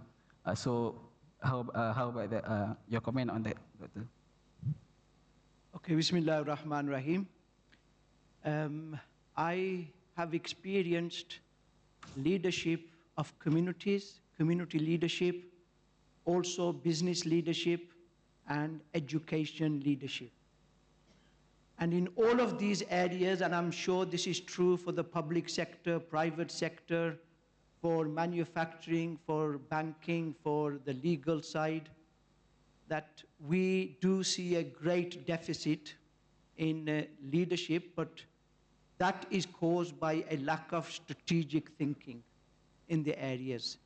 And because of this lack of strategic thinking, that we have fallen to what I call imitating and blind following of some of the so-called leaders. So the first thing I would say, and this is where my subject area is information management, and I explored how the information revolution took place and what are the drivers which are shaping this future knowledge economy and knowledge society.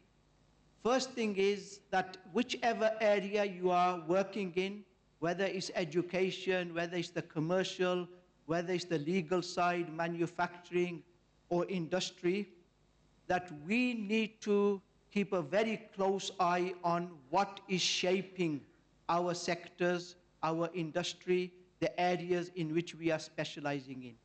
What are the drivers which are pushing change?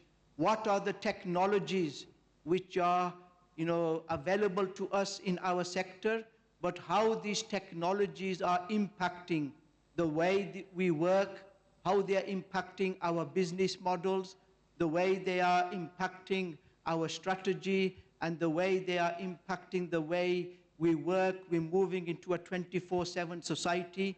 It's having huge impacts in every area.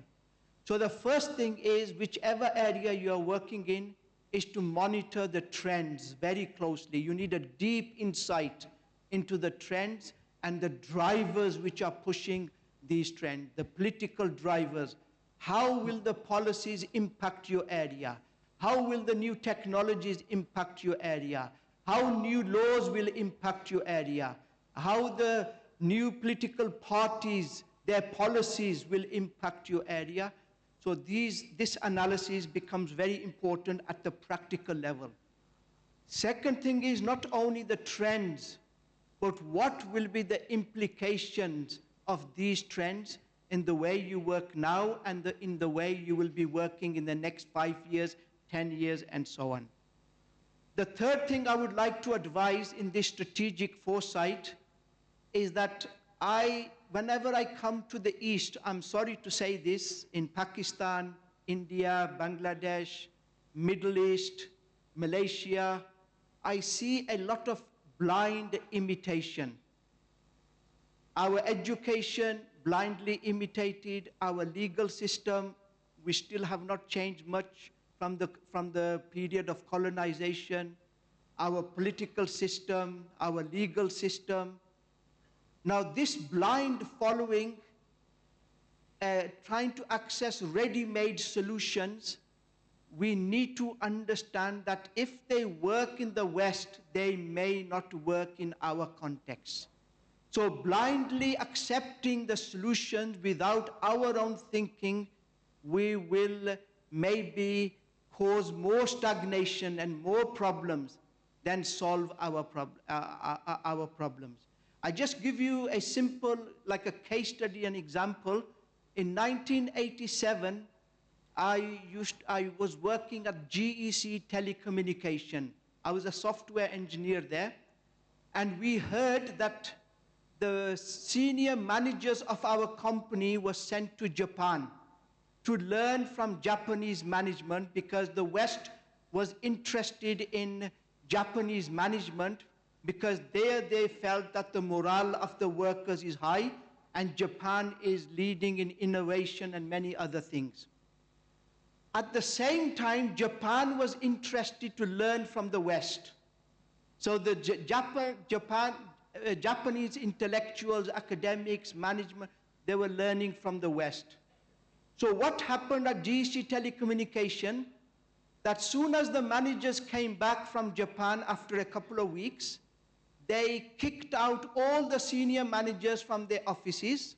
They took away their parking spaces. And because in Japan, the managers are more like father figures. They sit with the workers, they don't have special offices.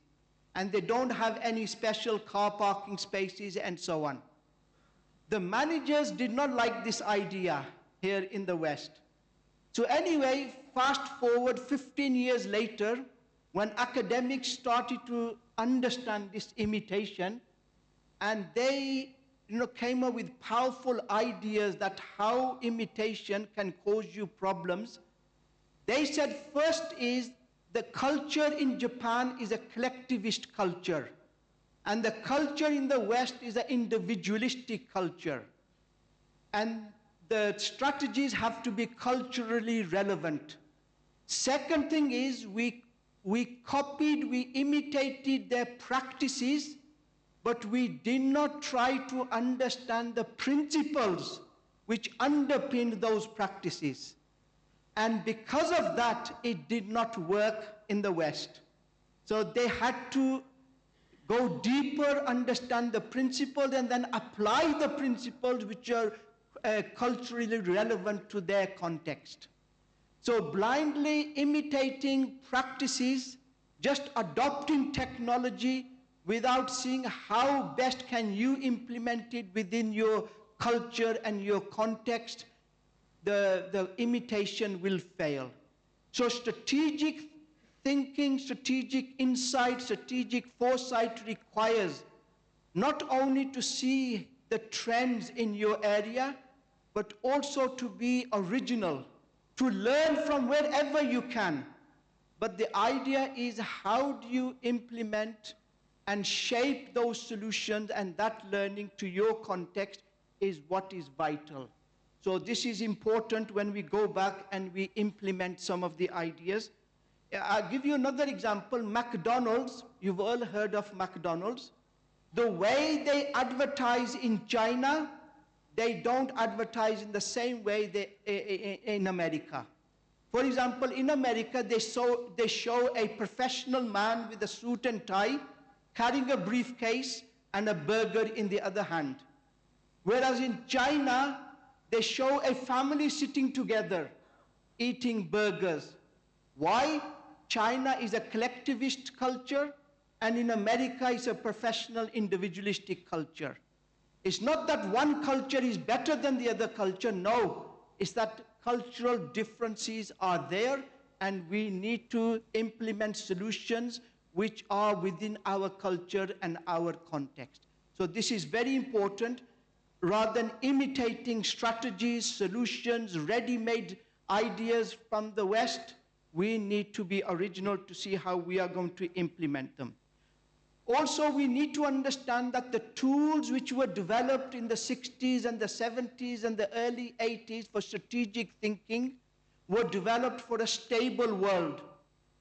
With the development of the internet and social media and the new technologies and now AI, we need new tools because the world is very turbulent and fast changing. In a stable world, if my target is there and I want to shoot, I will be able to shoot because the target does not move. But in a turbulent world, the target is moving and I have to change my target constantly. So strategic foresight is not a one-off thing. It requires constant thinking because the world is changing, your competition is changing, the markets are changing, and we need to also change our strategy accordingly. So these are very important things. Also, we need to also think strategically about our workforce. The skills and the knowledge our workforce had 10 years ago may not be relevant today. So we need to also see what new skills are required in the future, what new knowledge is required in the future, and how can we get our workforce ready for the future. So on a practical side, I think this is a very important part of this leadership development, is that to develop this strategic foresight, we need to understand the turbulent, the fast-changing world, and how to make our strategies more relevant to our context and our culture.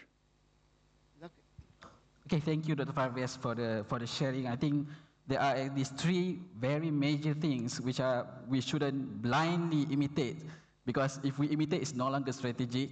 And just because we try to emulate other practices, we still have to synthesize. We have to merge it. We have to emulate and adapt to our culture so that it won't become, like you said, the West versus the Japan, for example, and also about the turbulence and also the workforce structure.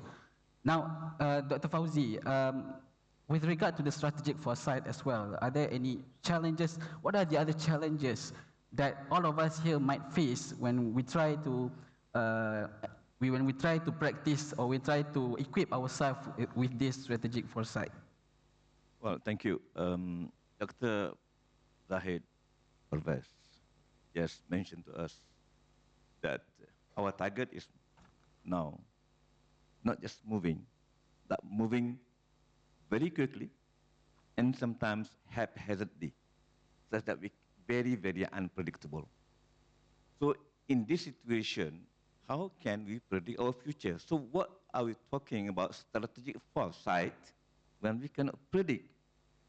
Still, you have to do something. You have to prepare. So the most important thing is that you have to prepare your ability so that you can go through whatever circumstances that you have to face. That is the basic thing, all right? Because, for example, if we go to football game, easy. I think, I'm sorry for ladies here. Of course, the basic thing about football is about physical strength, about kicking the ball, and about shooting at the goal. So this is very basic. So the same thing also for governments and corporations, this they must know. Of course, in football, the goalposts are not moving. Yeah, exactly. But the defenders are moving agile.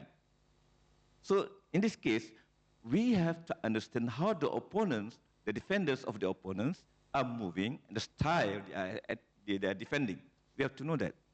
That's number one. And also in corporate world, if our targets are moving so fast, we make a strategic plan normally for about 3 years. We don't really go to 5 years unless for long-term plan.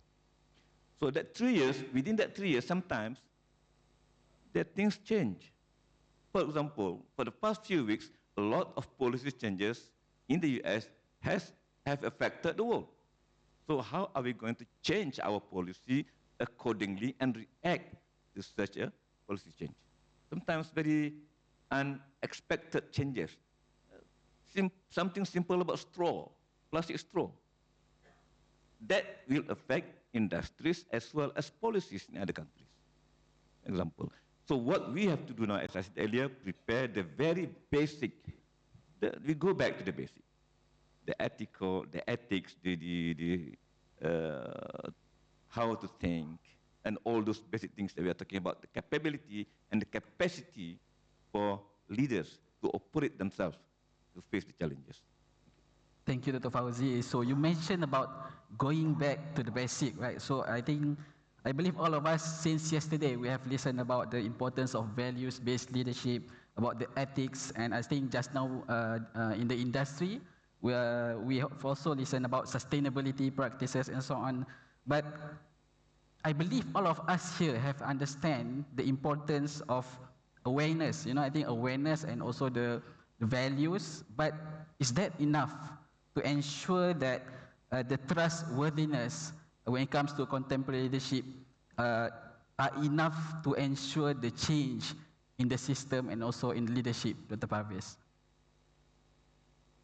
The ethical issue, trustworthy, does awareness simply enough, or maybe we need more? Yeah, I think this conference has discussed a lot about ethical practices. Can I just share with you a couple of practical things which we can do?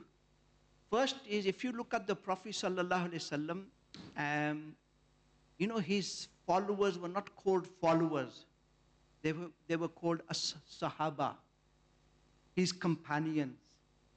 So basically, ethical leadership converts followers into partners, those who begin to own the vision, and those who then move even long after you have died.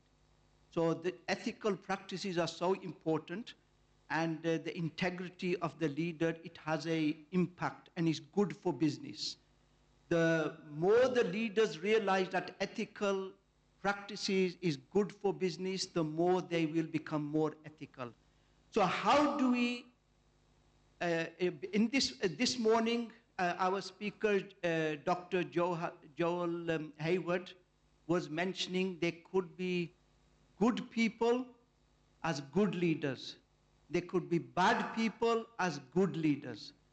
So good and bad people, if they have competencies of leadership, they can become leaders. But bad leaders may be mostly unethical, and that will have an impact on their leadership. So how do we make people ethical? One is through education and training, and which everyone is aware. But what about bad people who become leaders? How do we control them from their unethical? That is our challenge. How do we do it? So if I can give you examples from the West, You know, when they had these, there's a case studies Dr. Basel Mustafa also mentioned, you know, these high-profile cases of Enron, WorldCom, and all these other big companies, they suddenly collapsed. At that time, the Western scholars and the policy makers, they started to develop procedures and policies and systems to contain unethical practices.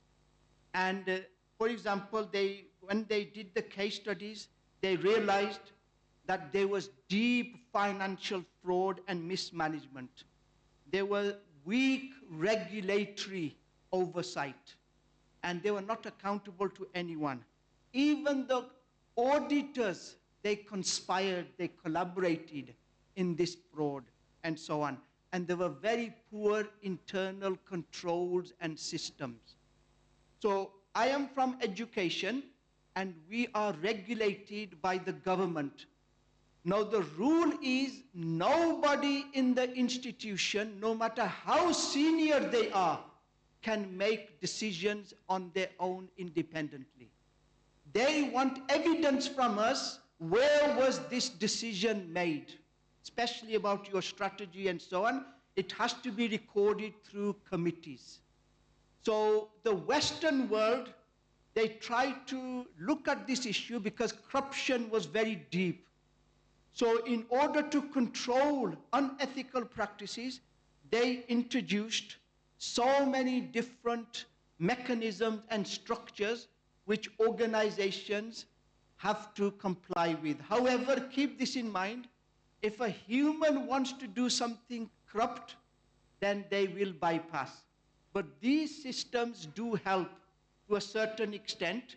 So for example, there must be a proper committee structure, checks and balances, systems to evaluate decisions, there must be accountability, there must be proper risk analysis of every decision, there must be strong internal controls, external controls, and so on and so forth.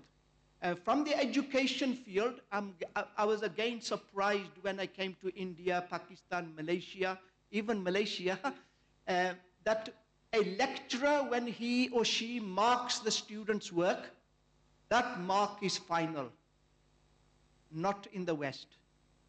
In the West, when the lecturer marks, it has to be internally moderated by another person. Once the two agree, then it sends outside the university to an external examiner from another university who then also have to check.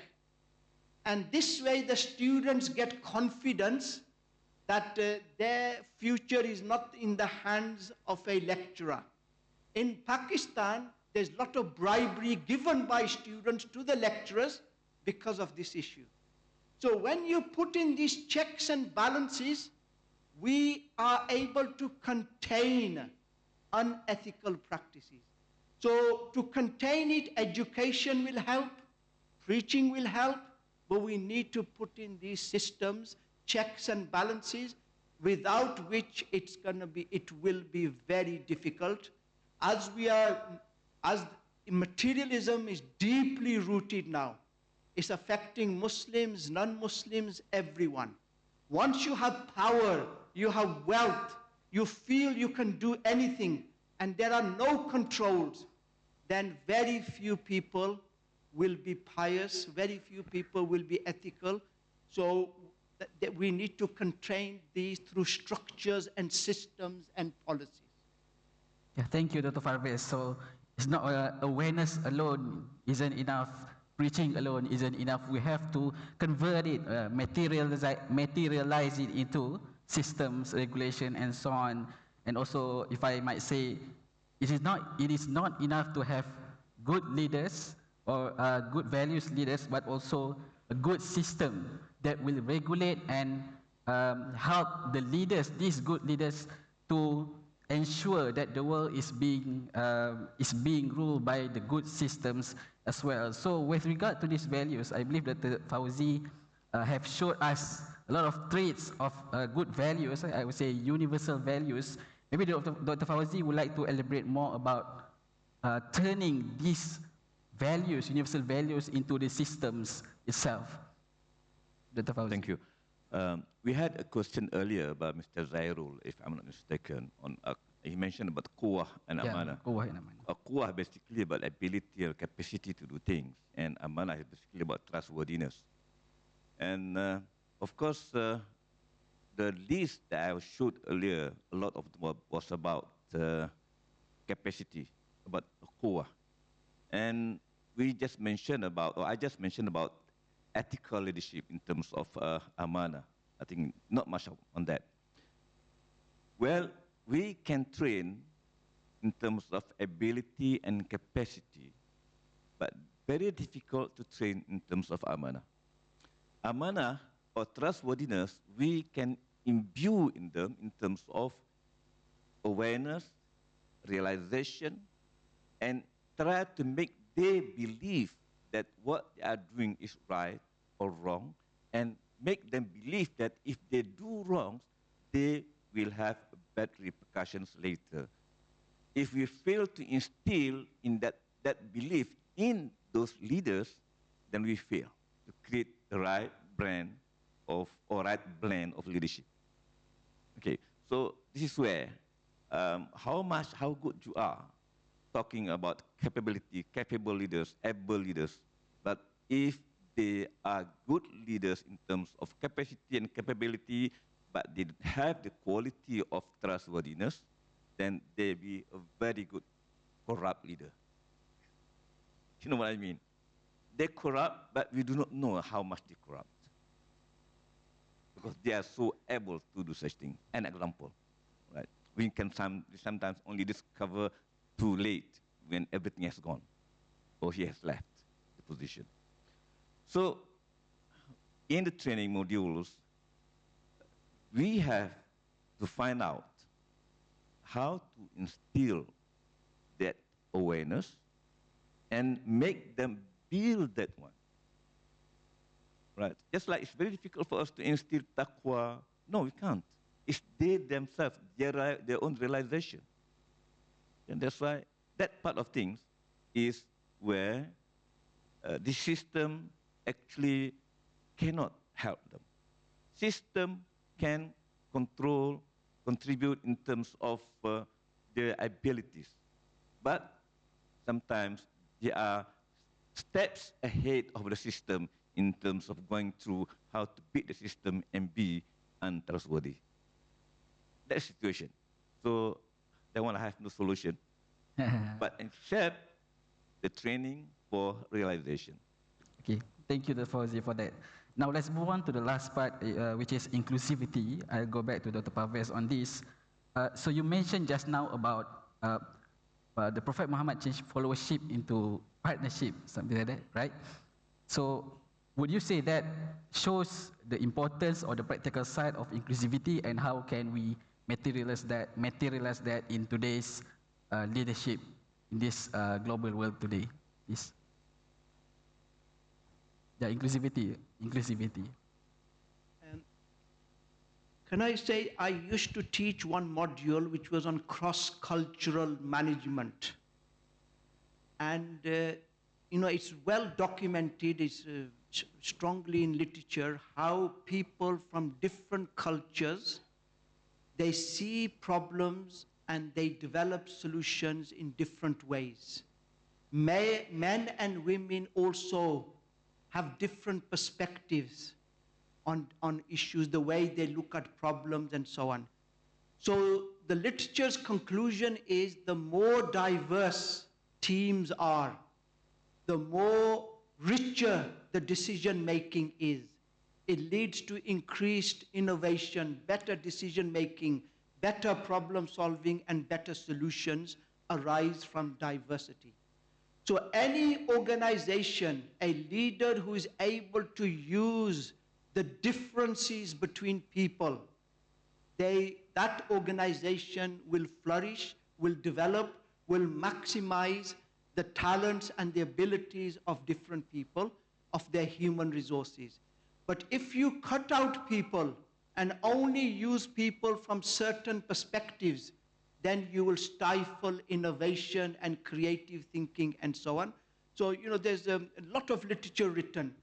I remember when I did my MBA, they had actually introduced cross-cultural management at that time. And there's a lot of case studies which we had to study. A quick example, an Englishman wanted to do business with the Saudi. So they did a lot of the communication agreements online, and then they had to sign the contracts. So for that, the Englishman had to go to Saudi Arabia to sign the contract. So he went early, because English people keep time. He went early and went to the receptionist. She said, wait, the Saudi boss will be here soon. Time came and the Saudi boss did not turn up. And he waited 15 minutes, 20 minutes, and the Saudi did not turn up. So he asked the reception, look, what's happening? The appointment was at 4 o'clock. So she said, he'll be here, don't worry. So what happened, he was half an hour late. And then he said, let's quickly meet because I have to go back. The Saudi said, no, no, no. We're expecting you to stay with us for 2, 3, 4 days. And the Englishman is so surprised. He said, no, I just came to sign the contract. He said, Saudi said, we don't do business through paper. We need to get to know the people first with whom we do business. We have to trust them. Can you see it's a different culture? And the English people are more legal and more, the concept of time is different in different cultures. The concept of space is different. The concept of power is different. The way we relate to each other, the way we relate to teachers and so on is different. So we all see the world and the problem in different ways. So using these different perspectives, some are short-term thinkers, some are long-term thinkers, so we can really enrich our decision-making. So anyone who does not practically involve people of different, if you look at the multinational companies, they deliberately recruit people from different ethnic and cultural backgrounds and a mix of male and female. And we learned this the hard way.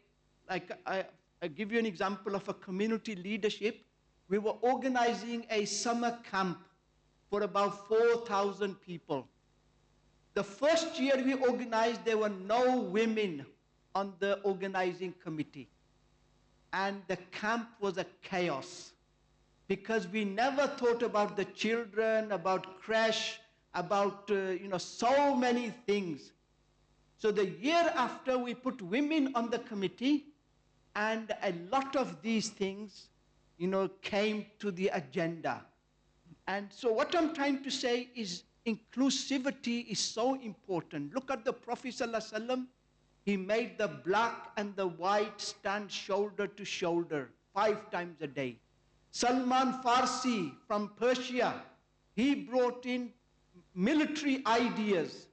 Shuhaib Rumi and Bilal Habshi and people from different nations and Arab, they all contributed and it became a very powerful, enriched movement with innovation, new ideas, new way of governance and looking at things, and that is the future. So whichever sector you are working in, always make use of diversity.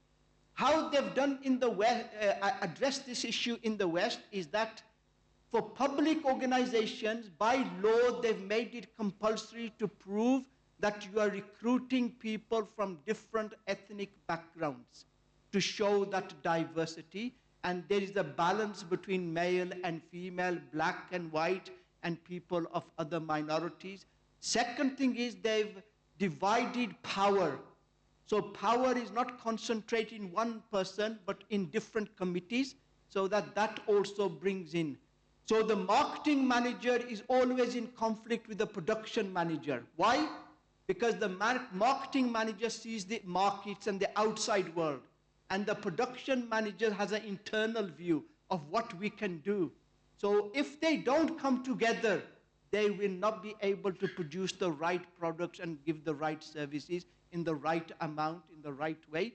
So diversity, inclusivity is so important, but again, through structure, we can ensure that the organizations become inclusive, because more inclusive they are, the better decision making, the better they become at problem solving.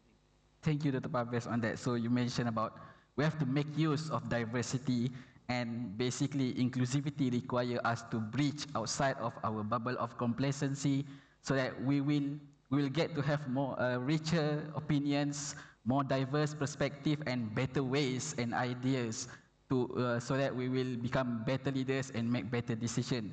Dr. Fauzi, what is your final tip on how to become, how we can get out of our safe bubbles when it comes to inclusivity? How can we get out of our bubble of complacency? About complacency? Yeah. Well, bubble of complacency. In the theory of, in the book of Muqaddimah by Ibn Khaldun, where I believe a lot of people misunderstood the main context of what has been written by Ibn Khaldun. He talks about umranul alam, about kemakmuran alam, about the prosperity of the world. So he gave a theory about prosperity start from below, improve, they become modernized, as we call it tamadun, and then after when they become tamadun, the country becomes prosperous, so people become sedentary, and that sedentary is comes the complacency. And once they are complacent, they are moving back into the backwardness. And that happens to Turkey, that happens to Malacca, then they were, of course, beaten by the enemies. All right. So how are we, in terms of companies, corporation, for example, how are we going to get out of that complacency? Well, basically, we are talking about the moving target. Supposedly, moving target will always keep us on our toes. If we ignore the moving targets, we become, and we stay complacent, you'll be out of the running, or you may just wipe out of the world. I mean, your competition. Just like what happened to Nokia. What happened to, they misread, Nokia misread about the importance of new development in IT and handphones. And Kodak misread the importance of film being reduced because of the advancement of the IT. And also the, I'm not sure, the watch, I think it was Rolex or something, I forgot. They misread the importance of digital watches produced by Japan. So they miss the market. They miss the market because they are complacent in their own good situations. And they were not open for development, not open for improvement, not open to new ideas. That, as Dr. Farbe said, being stifled by their own situations. I think that's good enough for okay. Thank you, Doctor. I think we have a bit of time. So maybe I would like to open to one question from the participant. Yes, please, sir.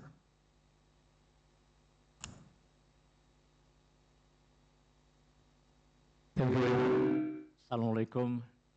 I forgot to introduce myself. I'm Dr. Haji Wabi. I'm a member trustee of Yayasan Budaya Melayu Sarawak. I want to pose a question to Dr. Muhammad Fauzi Shafi. I know you're interested in politics. You see, the Premier of Sarawak is a political leader. He is also the state CEO of Sarawak.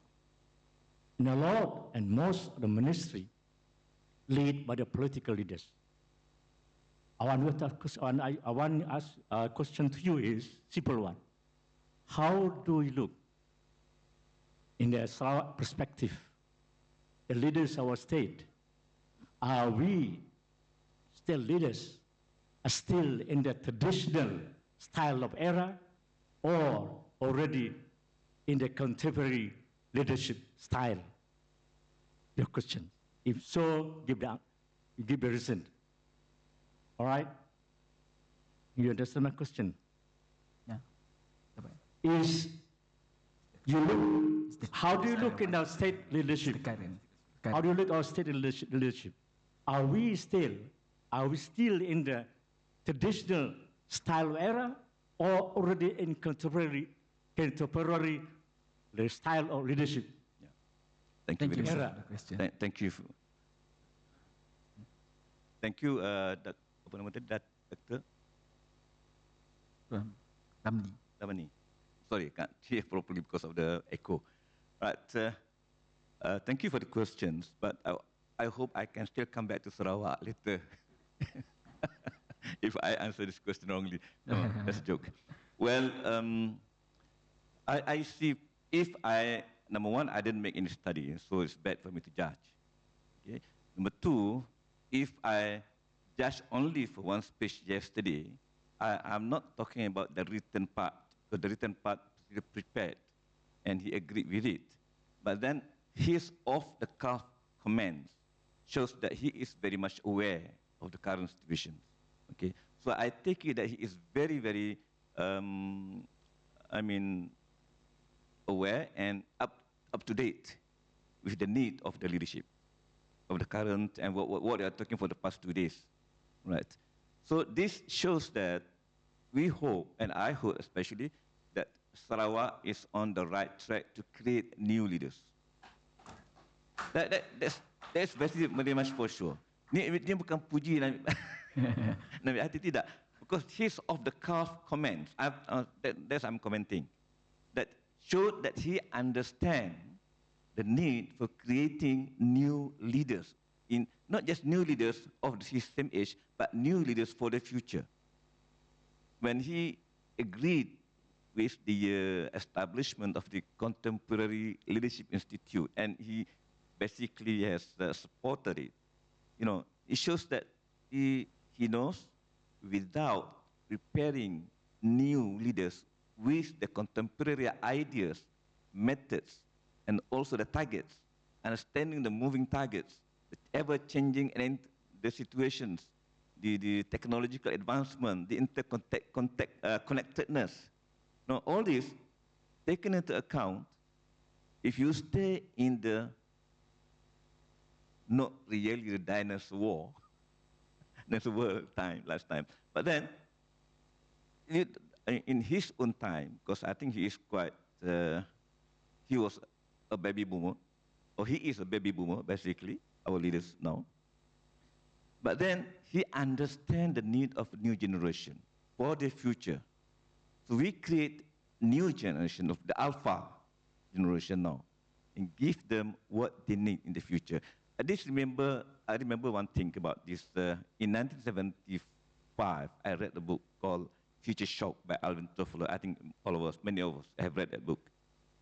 At that time, I read about one chapter that still always intrigued me about, they call it, he wrote, Alvin Toffler wrote, The Throwaway Society. I read that chapter many times trying to understand what is meant by throwaway society. He said that every time people buy things and then use once and then throw away. I could not understand it really until I went to the UK in 1977. I was given coffee in a plastic cup, and I saw people throw away the cup. Then I remember the topic in the book. And now we have, I think, almost coming to the throw-away car in the EVs, possibly. So what is the future? If we have if EV car is actually a throw-away car, what are we preparing now? We should be prepared for that. Just like we have not been prepared until now how to deal with the plastics problem. That Alvin Toffler has written in 1975 and 72, the book. And now, in facing EV, the throwaway cars, where are we going to throw the cars after we do not use it anymore? Thanks so much. Thank you for the question. Thank you, Dr. Fauzi. Can I have one last quick question for Dr. Parvez? Anyone? Okay, please, very brief. Zohari Saidun from Yayasan Ikram. Some scholars are saying that effective leadership is not just about the leader, the individual leader himself or herself, but it's more like a process that involves the leader, the subordinate, and the process. So what is your view? Dr. Fawaz can answer. My last another comment is Dr. Fawzi mentioned raised about the traits of Prophet Muhammad leadership, and you mentioned that vision is not part of it. I asked Professor Dr. ChatGPT. It did mention that vision is part of Prophet Muhammad leadership. Thank you. Okay, I answered the second question first. I said it is embedded in all those things, especially in justice. I didn't put it. It's my fault, if you want to say it's fault. That I don't say it's not part of it. In fact, I mentioned the verse in Surah Yusuf 108. Qul hadhi sabili ad'u ilallahi ala basir. That is vision, basically. Okay? So that clarified that second question. The first question was in terms of leaders, subordinate, and process. Leadership is about leaders, subordinate, and process. Yeah, yes, you're very true. In Islam, for example, when you pray, you cannot call an imam if you have no ma'mum. So imam and ma'mum is about leadership. Ma'mum must follow the imam. And also, if the Prophet said that, basically the meaning, if three of you people go out for travel, then you must appoint one of you as a leader. And that is a teaching. Even three people, you must have a leader, so that there will be no chaos. Don't know who's to follow who, right? So this is where, for a leader to exist, there must be a follower. Okay, so that is why without follower first, there will be no leader. You just cannot claim, I am a leader, when there's nobody following you. But followers can say that we exist. We don't follow anybody, but we ourselves. Okay, so leader, there must be subordinate, means the followers or subordinate, whatever you call it. And then how you organize it is the system. So the systems may be different in different situations, different in different organizations, different in different culture. All right? I think that I cut it short there. Dr. Fabius is trying, ignorant to say something. Yes, please. Okay, I think it's a very good point which has been made. Nowadays, we don't use the word leader, we say leadership, because it's a more collective role. And this is why most organizations have senior leadership, and they collectively support and develop. But keep this in mind, good leaders on their own without the proper system, a system which resists change, a system which prevents them from acting in progressing the organization, will suffocate things as well. So we need a combination of things, not only leaders, but processes, systems, and other things. Here, I give you my example of Markville Institute. I even say to the students that you are not students, you are our partners. And we want you to help us to shape this institution and enable it to grow and become the best university in the whole world. That should be your vision. And the students are on our board, the students are on our committees, and the input we get from the students is good. So they also consider themselves to be leaders, and they want to play a role. So I think it's important that we develop this leadership and the processes which are supporting rather than resisting. There's a lot of resistance. Many of you may want to go back now to your institutions. You will want to bring about some changes, but there will be a lot of resistance. Resistance because of culture, resistance because of self-interests, resistance because of many things. Fear of the unknown, and where you have to work with great wisdom, you have to articulate the vision, and you need to win people over gradually. Getting people ready, institution ready, is the most difficult part of a leader's work, and then they will support you in bringing about a change. Thank you, Doctor. So the journey is not going to be easy, but at the end of the day, this is the first step that we have to take so that we will have a better future for everyone. And with that strategic foresight, trustworthiness, and inclusiveness, that concludes our session for this afternoon, contemporary leadership and the way forward. So I would like to thank Dr. Zahid Parvez from Markfield Institute and also Dr. Fauzi from MyREF for having this session with us. Hopefully, when we go out of that door today, at the end of our summit, we are the representative of the contemporary leaders, and we will try to bring the change into the community, into the leadership, into our company, organization, and as well as the system itself, so that it will become a better world. So with that, thank you, and I return the session to our MC. A big thank you to our panelists and moderator for a great and insightful session. And we now invite on stage once again Dr. Intan Rahmah, Haji Muhammad Tazuddin, to present a token of appreciation to our panelists and moderator. Please.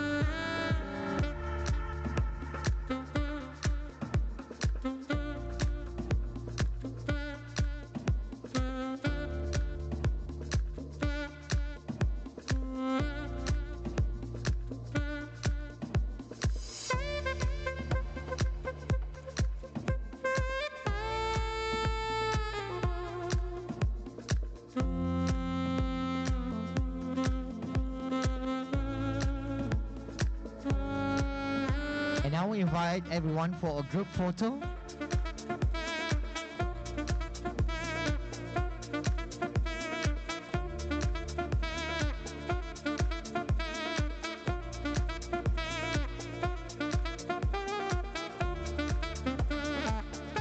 And with that, we conclude this session, ladies and gentlemen. Thank you, Dr. Intan. Thank you, Dr. Muhammad Fauzi, Dr. Zahid Parvez, and Mr. Shuaib Supani for a great discussion.